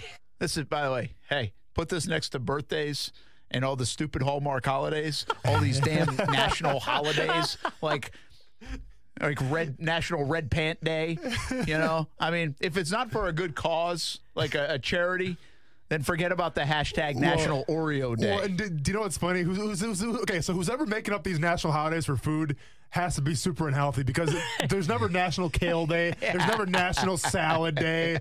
There's not National Protein Shake Day. So, whoever's in charge of that should probably go get checked out as well. Yes, that's but right. Getting back to what you asked me, Brent, the worst thing I ever ate before a game, you know what? Usually I keep it pretty light. I don't have to worry, but I'll never forget. I'm such an idiot. So my senior year, this is in basketball actually, my senior year of basketball before practice, I read that if you drink pickle juice a little bit, it's good because it has sodium. Yes. Well, keeps you hydrated. So I drink half the jar. I'm not exaggerating. I drink half the jar of pickle juice before practice. And I don't know what happened, but I started to get dizzy and I started to sweat a lot. And needless to say, I couldn't finish practice and I was puking in the bathroom. So that was by far the dumbest. Like I was going to get an edge in practice. That's what was I thinking? I think it's actually, I think the pickle juice acts kind of like a Gatorade would act. Yeah. After the fact. Exactly. Not before, man. Especially half a jar, too. By the way, in case you're wondering, National Kale Day is the first Wednesday in October. That's funny. Yeah. I've never heard that getting celebrated I like before. how it's not a specific day, like it's a moving date. Well, just whenever someone wants to eat some kale. Please do me a favor. Unless it's National Brent Day, don't bring it up. Well, speaking of National Brent Day, when is your birthday, just so I know? May 25th. Okay, noted. Memorial Day weekend. Ballin'. And speaking of ballin'. Speaking of ballin'. How about Gordon Hayward? Got to go with him, right? I mean, welcome back. It's about time you played. I mean, that was a bad injury. It's just, he's another example to me of guys that get in a funk after an injury. And to relate this to the Jags a little bit, I caution you all. watch out with Marquise Lee. Don't have high expectations of Marquise Lee because it's tough coming back from injury. I think we think athletes are robots. Yeah. I really do. Like you say, well, this guy once performed like this. Like we even do this I always joked about this even with the kids. When the kids playing like 6, 7-year-old baseball or softball, and they make this great play, and then you expect them to make the play every single time. It just increases your expectation. Not just you're really putting them on them, but you're like the next time they didn't make it, they didn't make that play. They're 7, you dummy. They're not going to make the play all the time. Probably talking to myself there. But I think that's what happens with athletes too, right? I mean, that thing was disgusting, what happened to Gordon Hayward. That was serious stuff. Yeah, gnarly for sure. And for him to come back and play at the level, one, who knows if it ever would happen again, and I think people question of it this year, but also, if it was going to happen, it was going to take some time. Now, the jury's still out. I'm not saying this guy's about to go on a run, but it was nice to see a game from him like that because he's a good player, or he was a good player. I also think expectations are a little like higher because of Paul George coming back so well. Yeah, guys like Paul George, guys like Adrian Peterson, right? Yeah, not everyone's going to be Adrian Peterson and go to Germany and has the stem cell guy in their back pocket. Yeah, well, look at Andrew Luck right now. I mean, Andrew Luck just came back, couldn't even throw before the season. Now, all of a sudden, I mean, it took a while, I get, but now he's throwing 40-something touchdown passes. Yeah. So, I mean, listen, it's remarkable, some of the athletes, what they can do. I just think we set that height. So, anyway, Gordon Hayward. And does this trigger the Celtics coup? Drive and Dish podcast, by the way. Check it out. Does this trigger the Celtics to get where the Celtics should be? I think it will, and I think if for better or for worse, I think it's going to start this narrative of could the Celtics do it without Kyrie? And I don't know how that's going to go over well if a reporter asks Kyrie the way the interviews have been going recently. I'm tired of Kyrie Irving, by the way, and I like Kyrie Irving. Oh, I tired know. Of him.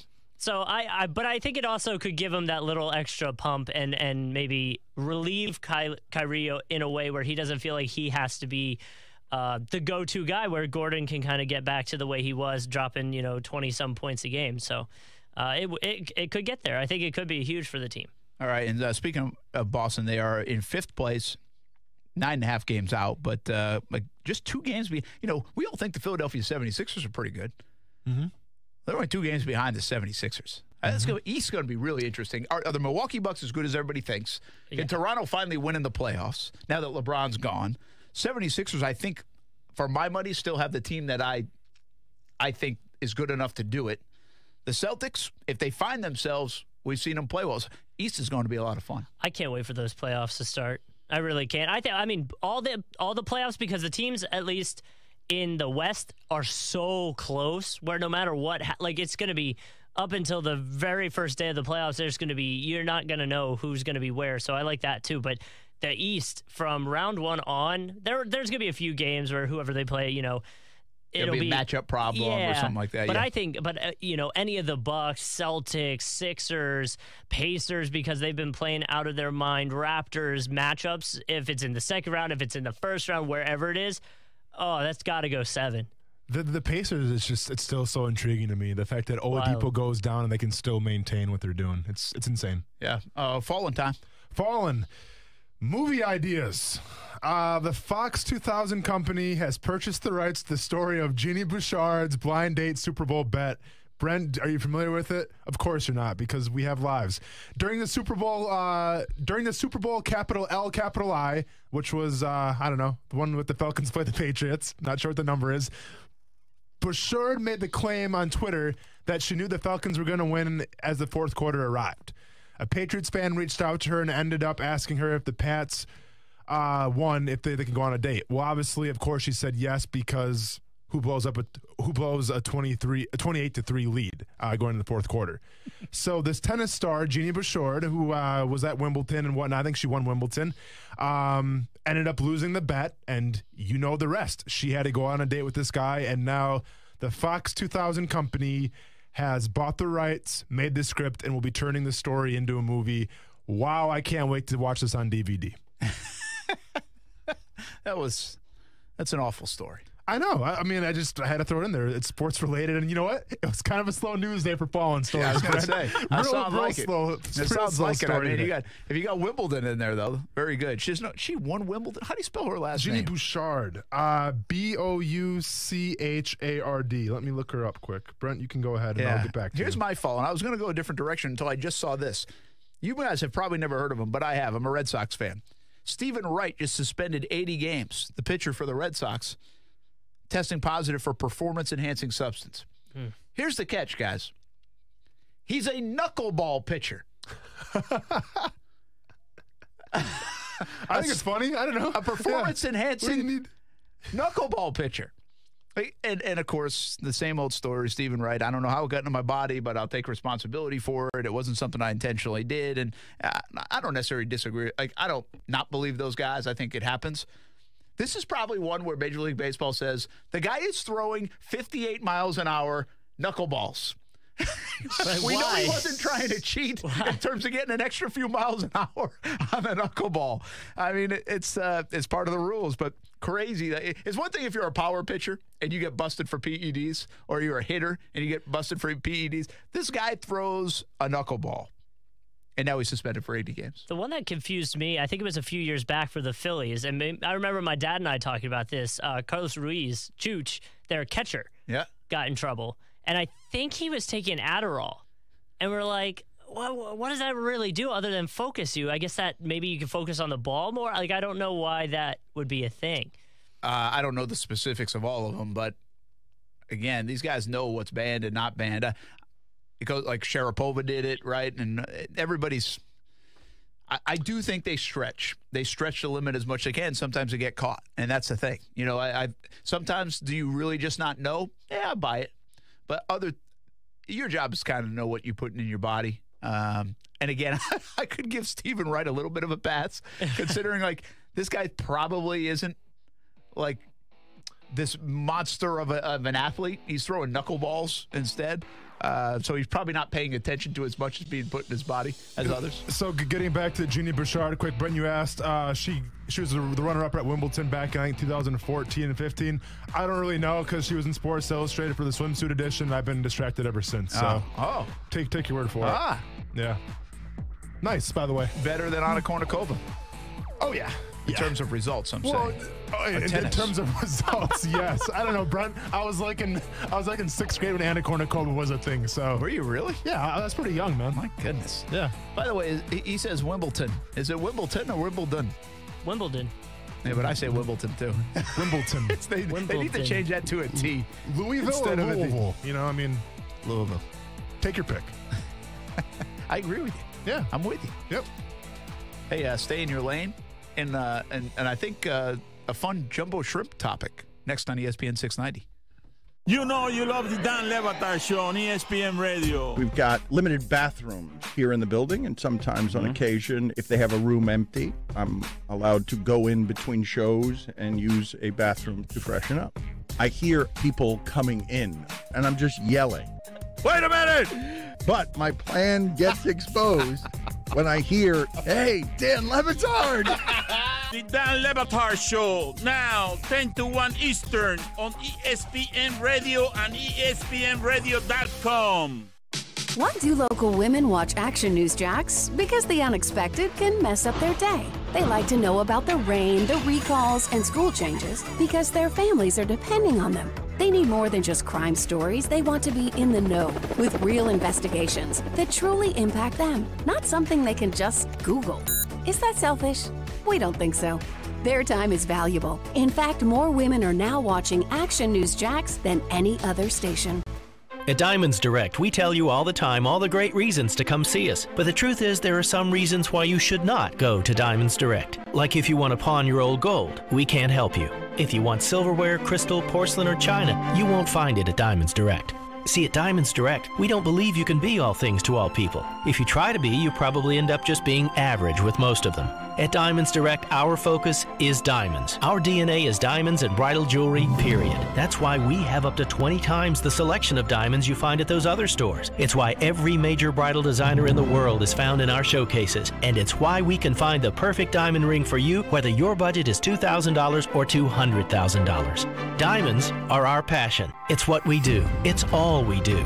So, just letting you know, it's a big mistake if you come see us looking for a silver cake cutter. But the biggest mistake of all is not coming to us for a diamond or engagement ring.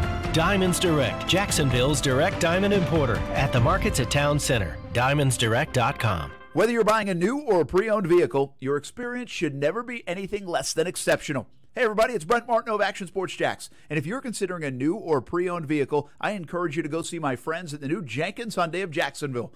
I'm so impressed with how they treat their customers. They're good people. No one wants to be haggled or pressured at a car dealership. And my friends at Jenkins Hyundai of Jacksonville understand that. And they emphasize a no-risk, no-pressure approach. Their team will get you into the right car at the right price. And if for any reason you are not completely satisfied with your new or pre-owned vehicle, you can bring it back to Jenkins Hyundai of Jacksonville within the first 7 days for your money back. Take it from me. We drive a Hyundai in our family, and I encourage you to visit JenkinsHyundaiofJacksonville.com to schedule a test drive. And you, too, will be impressed at how they treat the customer. Exceptional service at Jenkins Hyundai of Jacksonville. When you get to the Jenkins Hyundai of Jacksonville showroom, make sure you tell them Brent Martineau sent you.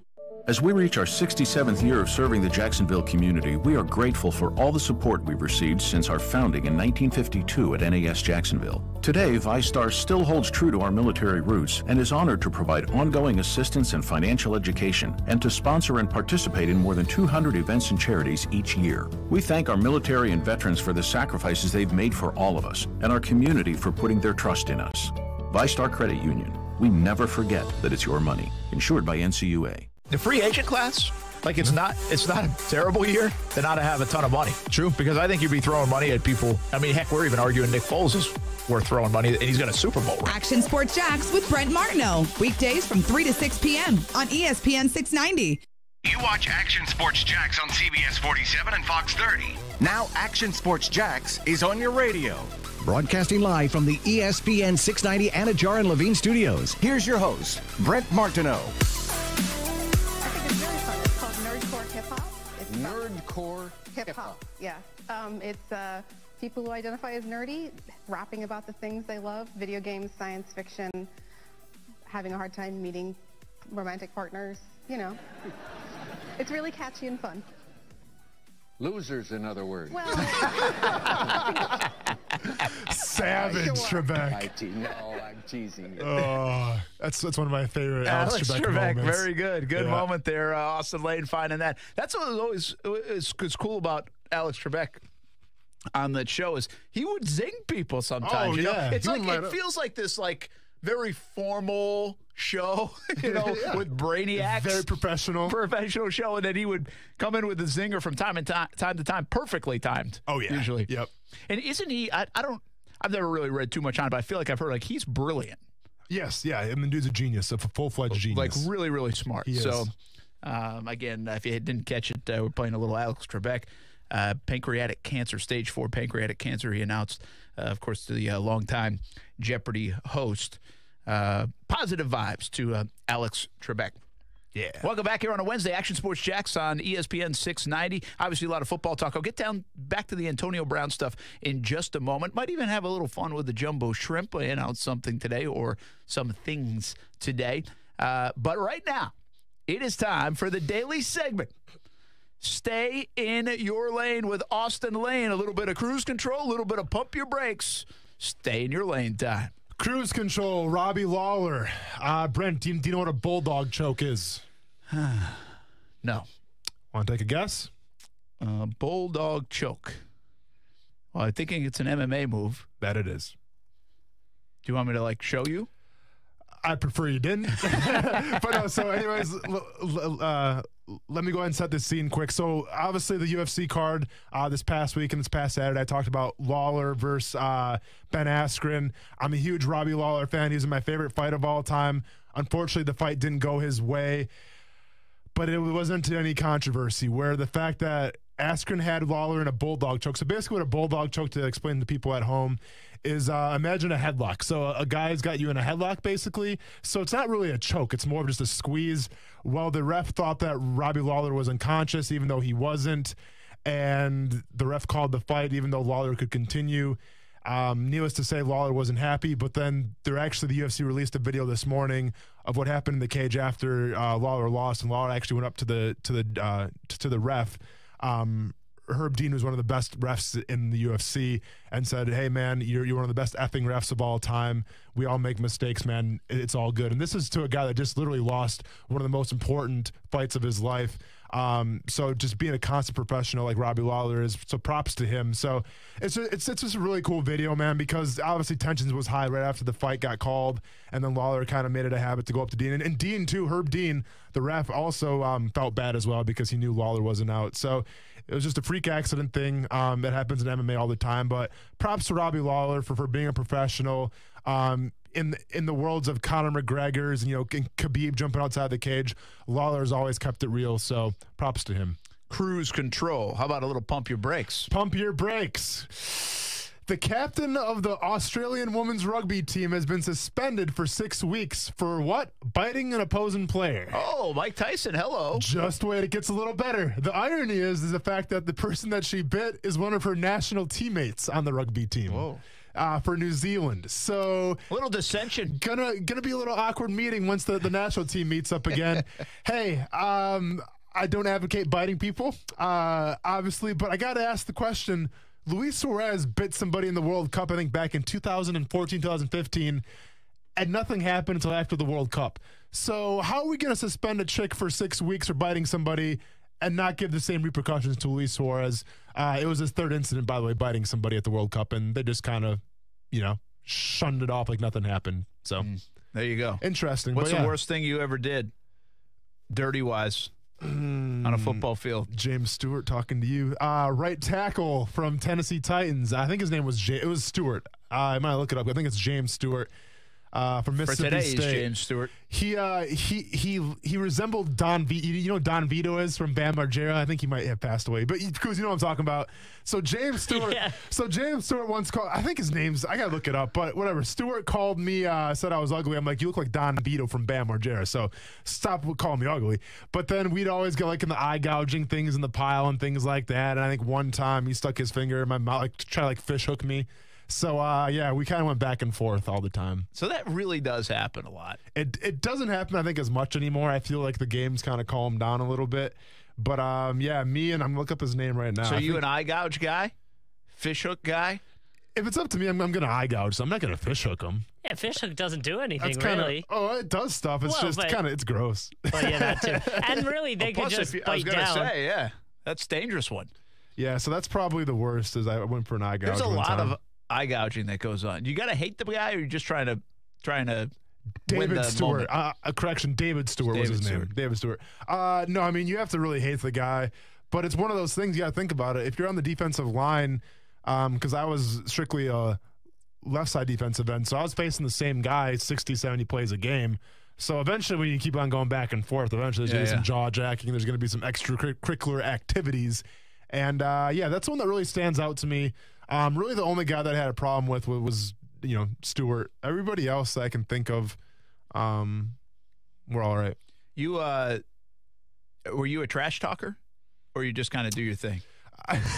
I was more of and any of my teammates can attest to this, I was a trash talker, but I was more of just like flare, like in your face, like just flexing on you. If I made a good play, just screaming nonsense. So, I mean, one could call it trash talking. Another person could call it just belligerent jibber jabber screaming. That's probably more of what it was. Just think, what year did your career end?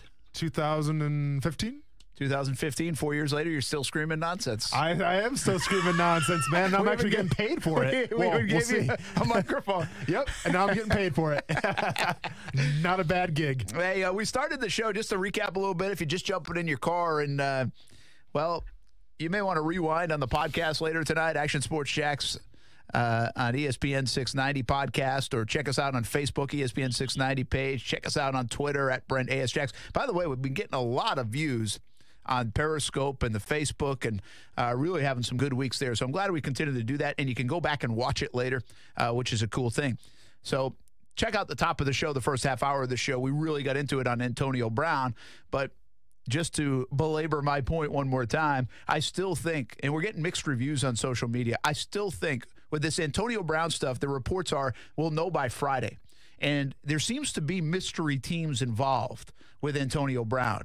The Jets are in, the Jets are out, the Broncos are in, the Broncos are out, Cardinals are in, Cardinals are out. Is it the agent doing the talking? Is it Brown talking some more behind the scenes? Who knows? Seems like the Raiders have been a constant. But would the Jags be in the mix somewhere in that? And if you've been listening to our show, you know I believe go get them.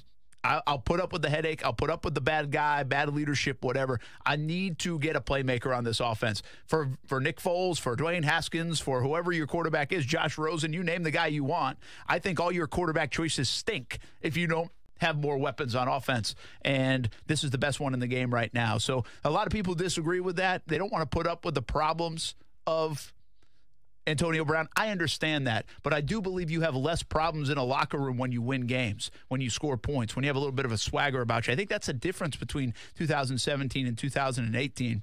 And the Jags need some swagger. They need some points. They need some wins. This guy helps you better than anybody in the draft or free agency. I would at least take a long look. Do I think it will happen? No, it's not the MO of this organization, but I think this should happen. When we're talking about Antonio Brown, listen, it's obvious he's the best receiver right now to get in free agency, hands down. You guys a grade A talent, one of the best receivers in the game. But I ask people to use caution because, and I'm sick and tired of the narrative where, well, the Steelers weren't winning, so Antonio Brown caused the distraction to quit on the team. The Steelers were going to the playoffs until the last game of the season. So for him to come to the team, go on Twitter, call Big Ben halfway through the season is a giant red flag for me. And we're talking about the Jacksonville Jaguars this past season who lacked leadership, who lacked accountability. The last thing I want to see happen is bring Antonio Brown. Yes, he's good on the field, but how would he be in the locker room? How would he be out in public? You just don't know, especially if that team's not winning. It wouldn't be a good sign for me. Hey, a couple of comments to catch up on. Doug Filarowski, after earning the ACC tourney double bye, it's indeed time we get off Knowles Hoop. Coach Leonard Hamilton's back. Good call, Brent. Yeah. Thanks, Doug. Chauffeur Boz, my man. Tom Brady was a decent backup. That's true. He was pretty good. And Travis says, he's talking about Publix. I'm not going to say what he said. Adam says, no, Andy Loosemore says, based on the evening's result, Manchester United balling with Paris Saint-Germain falling. Andy listens all the time on the podcast, so he loves Coos for putting the podcast up. And we have some breaking news from Adam Schefter from an hour ago. Is that a real Adam Schefter? It is real. He's got the blue check mark. Multiple teams interested in inquiring about Josh Rosen. Well, no kidding. Oh, Thanks for breaking it, Adam. Now, one last one, West Coast Jaguar. He isn't a headache in terms of Antonio Brown. He wants loyalty, and I don't blame him. It would be nice to have his work ethic and drive inside the Jaguars facility. Bring him here. You got it, West Coast Jaguar. He's got a blonde mustache. On ESPN 690. It's Golick and Wingo. Boston was a pit of misery outside of the Celtics for decades in terms of winning. Okay, you had the Celtics and you had everything else that was kind of a big bowl of crap. These sports fans in Boston, they really have no idea how good they have it. And I wonder what it's going to take for them to understand the embarrassment of riches that has come their way. Golick and Wingo, weekday mornings at 6 Eastern on ESPN Radio and ESPN2. Have you always wanted to know a guy in the boat business? You now have a guy. Guy Morrison and his staff at Consignment Boat Sales will help you with selling or buying a boat. Consignment Boat Sales offers a professional and no-hassle way of helping boat owners sell their pre-owned boats and assisting soon-to-be boat owners with finding that quality pre-owned boat. Consignment Boat Sales will help you in valuing your boat, preparing it for market, performing water tests with potential buyers, and finalizing the sale by handling the closing documents. Consignment Boat Sales is looking for quality bay boats, flat boats, center consoles, skiffs, and deck boats from 14-foot to 30-foot. Find them just past the ferry landing on the way to the Mayport Public Boat Ramp. You now have a guy in the boat business. Find Guy at jaxboating.com. That's JAX boating.com. To help you sell your boat or purchase a pre-owned boat, contact Consignment Boat Sales today at jaxboating.com. Hey, everybody, this is Brent Martineau. If you've received a letter from the IRS and can't pay them, things can get bad quickly. The IRS can seize your bank account, garnish your wages, and place liens against everything you own. If this is you, contact J. David Tax Law, a local firm right here in Jacksonville. Your first step to stop IRS harassment is a no-cost consultation. They explain exactly your options and how they will resolve your tax issue. Only highly experienced tax attorneys will represent you, and fee payment plans are affordable for everyone. Get the protection you deserve. Peace of mind is only a click or phone call away. The fastest way to get started is to call 904-507-4777. 904-507-4777. Or online at jdavidtaxlaw.com. The number again, 904-507-4777. Or online at jdavidtaxlaw.com. The best kept secret in tires is TireOutlet.com. Tire Outlet offers you wholesale prices with premium service. And most important, TireOutlet.com has always had a safety first focus. With locations throughout the First Coast, check out TireOutlet.com today. You look at the way Paul George is playing, and you look at Russell Westbrook. I don't think anybody can deny Oklahoma City may be the biggest threat to the Golden State Warriors. The Stephen A. Smith Show, weekdays from 1 to 3 p.m. on ESPN 690.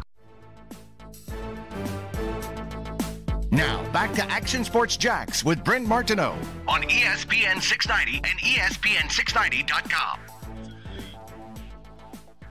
Hey, welcome back. One more segment to go here on a Wednesday. Action Sports Jacks on ESPN 690. What you got on the whiteboard this time? Happy Hump Day. That's so easy. Yeah, I'm really milking it in. Sorry. Yeah, you had a couple of good ones. Yeah, I mean, they can't all be first-round draft picks, Brent. Sometimes they got to go undrafted. I got to play this one off my phone. We need to bring this to everyone's attention. So this goes, I'm a big believer that if you're in our business long enough and you talk enough, that you really say some stupid things. Mm-hmm. Yeah. And so last Saturday, I'm doing the UNF basketball game against Liberty. And it's on ESPN Plus, so I'm doing play-by-play. A lot of fun. Good game. They come back, they win. But I caught myself after this moment, and I almost, really started laughing. It's going to be a button. No, you can play it, right? You don't need a delay button on this. No, I'm saying we have to make it a button so we can press it a whenever little drop. Absolutely. Yeah. All right, so let's see if you can hear it. I got to play it through my phone because I found it, but I wanted to show these guys. So that's the setup. Oh, come on. Somebody's calling me now. What the heck? Number an 844 number, by the way. That can't be a good thing. No. All right, here we go. Ready? Let's see if you can hear it loud and clear. And they have. It's a 7-point game. UNF Arena on their feet and into it. McGee blocks from behind. Scotty James, he's come up with some really big loose balls, and he just did it again. Fred, Fred, you gotta understand, man. Like, when we come in the studio, not only do you go in public and you're representing me, you're representing Coos, and you go on ESPN Plus and you say that? Oh, man. I'll tell you, the funny part about that is, right after I said it. That's when you're like, I was like, that wasn't the right gosh. way. So what I do is Lee Moon Jr. does the color. He did not catch that. Really? No, he didn't catch it. He's just focused in. So I write down on the paper right next to it, big loose balls. And he starts laughing, and then it connects that I had just said it. Yeah. And we are almost in tears in the next minute or so. That's why I can't do that. There's a podcast that'll do a game where they say, was it a fake comment or did a commentator actually say this? And they'll do that. That's a candidate right there. It's my favorite call yet in 5 years of doing it. It's amazing. Sometimes what will come out of your mouth. Not planned at all. So anyway, that was fun. All right, speaking of fun, the Jumbo Shrimp today announced their promotional schedule. Mm-hmm. Now, these guys are creative, right? Minor league baseball, nothing better.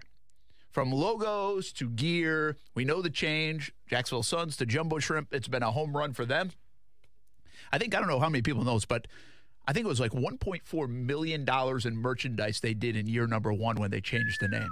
And those hats are awesome. And now, listen, they weren't the first to change their name to a kind of a wacky name and crazy name and silly stuff.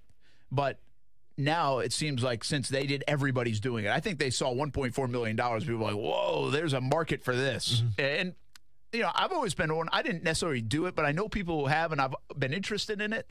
People collect, like, hats for minor league teams, right? For what was it, like the Savannah Sand Gnats? Aren't they the Bananas now? Were they the Bananas, or are they the Bananas? I think they are. Maybe they're not anymore, but last I heard they were the Savannah Bananas. But Savannah Bananas. I mean, you've got one coming. I think it's Mobile. The Trash Pandas. Trash Pandas. Yeah, that's an internet reference. Raccoons. Ah, okay. The baby cakes are in New Orleans. Yeah, I've seen baby cakes. I don't even know if it fits anymore, but I had a hat growing up that just had a slice of bacon across it for the I believe it was the Iron Pigs in Reading. Yeah, Iron Pigs. Good one. Yep. Allentown and Reading. Yep. There's a piece of bacon on the hat. And then in the That's kind of messed up, ain't it? Peter doesn't like it. In the grease fat, it says Iron Pigs. Okay. Aggressive. And so there's another one too. Oh, Tebow will always have played for the Binghamton Rumble Ponies. Rumble Ponies, yep. So anyway, it's become a thing. But I've worked in a minor league organization before it got like that. I mean, I worked for the Pawtucket Red Sox. They were still the Pawtucket Red Sox. They are still the Red Sox. I'd be surprised if they kind of change their name. I think when you're attached to the organization like that, it's a little more difficult. Yeah. But minor league baseball is not a cast of thousands. It's a small staff that comes up with a lot of ideas and works their butt off during seasons. And it's a lot of fun, too. But it's long days. And I think the creative side that they tap into on the minor league, from nicknames to gear to now promotions, is really good. And the Jumbo Shrimp, give us a few that they are going to have in 2019. All right, they got fun ones. I'll just go down the list here. The first one that's kind of funny that sticks out to me: April 27th, halfway to Pumpkin Spice Night. Like that. I like That's draft weekend. Oh, there you go. See, I also like May 31st, the world's largest outdoor cocktail sauce party. That's my favorite one. It's a good play. I appreciate that. They got. By the way, I hope they have St. Elmo's cocktail sauce. Had that last week in Indianapolis. Yeah. Good. Changed my world. St. Elmo's cocktail sauce? St. Elmo's is a restaurant in Indianapolis. Okay. It's like a steakhouse, but it's really known for its cocktail sauce, shrimp cocktail. Yeah, I know, but like I never knew shrimp cocktail sauce was such a game changer. Oh man, this stuff, it's world renowned, I guess. But anyway, they also own a burger place. We didn't go to that place. That place is always packed. It's expensive. But we went to like this burger study place, just burgers, but they also have the shrimp cocktail. So I've been in Indy a ton, but I've never had the shrimp cocktail. I had one bite of the shrimp cocktail, and it like changed the sauce, my life. The sauce, huh? It was amazing. Because like I've never been to a restaurant and said to somebody like, "Well, this sauce really sucks. So this sauce is fantastic." It's cocktail sauce. But, I've never. Cocktail sauce is different. I can see that, but I've never had like a sauce that really like blew my doors off, or one that was. This one would have. Okay, this one cleared the sinuses. St. Elmo's. That's for sure. A little bit of horseradish. All right. So anyway, I think they should bring it to that day on May 31st. I'm in for that. Start a petition or something. June 22nd, ramen noodle night. Yep. I think that's a good one. I'll tell you what, ramen noodles, aren't they supposed to be like? I told my daughter this. I told Kaylee this the other day. She's been eating ramen noodles like all the time. It's not good for you. And I'm like, Kaylee, this is a college thing. You're 13. You're supposed to eat ramen noodles in college. Well, they're not that good. I'm in college. A lot of salt and lot of sodium coming at you. But you don't care. They're 99 cents or 70 cents or 15 cents, whatever they were. I think when I went to school, they were like 15, 20 cents a package. There was a guy on the football team that used to eat ramen noodles raw. You just put the seasoning on them and bite them raw. Savage. I know. Savage. Stupid. Well, it's just. Also that. I mean, he had some issues. Let's just say that much. Apparently, on that night, the first 2,000 people through the gate will get a jumbo shrimp flavor ramen noodle pillow. I didn't know that. I guess it's like a pillow that looks like ramen noodle that gives jumbo shrimp flavor. I'm not sure how that one's going to work. I'm not sure I get that one. I think it's just like a pack of ramen noodles that says jumbo shrimp flavor, but they're actually and that's the pillow. That's what I'm thinking. Yeah. All right. July 24th, National Drive-Thru Day, which will be interesting. Apparently, the ballpark's going to be turned into a massive drive-thru. The team says cars will come through each inning to get food in right field. That seems dangerous. Jeez. That's Especially interesting. people are drinking and whatnot at those things. Like, all right. And then the last one that that's gotten them that viral vibe for for posting this is Florida Man Night. Yes. Oh, yeah. July 26th. Now, what does it say what that will include, or is that like to be chaos determined? Says we all know Florida Man, or have at least seen him on the news. Could be tossing an alligator in a window, or he could be driving a Ferrari off a pier. Let's embrace the weirdness. The team is honoring Florida Man, be breaking a weird Florida law every inning. There you go. They're looking up the weird laws. I get it. I like it. By the way, my buddy Steve Carter says Richmond had the Flying Squirrels, which is a good one. Yeah. Okay. There are some fantastic names in minor league baseball. But anyway, that's the promotional schedule. Go check it out. The Jumbo Shrimp, very creative. Ken Babby and his team do a fantastic job. And it should be a fun summer. They've had great crowds. The fireworks are always a big draw. They do movie nights even now. I think they just had one. 22 firework nights during the season, I believe. You know, I always say this about the other part about minor league baseball. And yes, back when Pedro Bregan and the Bregan family owned it, they wanted to win, and they won a lot. They won a lot of Southern League championships. Ken Babby would like to win. You'd like to get a couple extra games, too, for the gate. That's not a bad thing in, like, September. So winning is fun, and it stays in it. And I think maybe around July and August, if you're a good team, you kind of like it. But the beautiful thing about minor league baseball is you go to that park, you go have a beverage, you pay $6-7 for a ticket, or $5 for a ticket, or $12 for a box seat, and you go have a fun time with the family, and you don't care what the scoreboard says. Well, truth be told, I bring my son to the shrimp games, but that mascot scared the crap out of my son. So we haven't been back since, so maybe this year he's a little older. Yeah. Maybe he can handle it, but he was petrified, to say the least. Any other mascots scare him, or just that one? No, just the shrimp. I don't know. Work on that. Yeah. When you go throw the first pitch out or something. There we go. ESPN 690 night. When is that? That's coming soon. Cool, let's go. Spread the word. We're going to get it out there. Working on it. Hey, have a good Wednesday, everybody. We'll see you on TV, Fox 30 and CBS 47.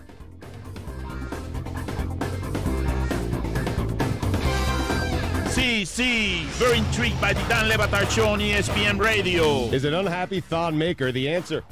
53% of the audience said yes. Thon Maker is going to excite anybody who hasn't seen Thon Maker play.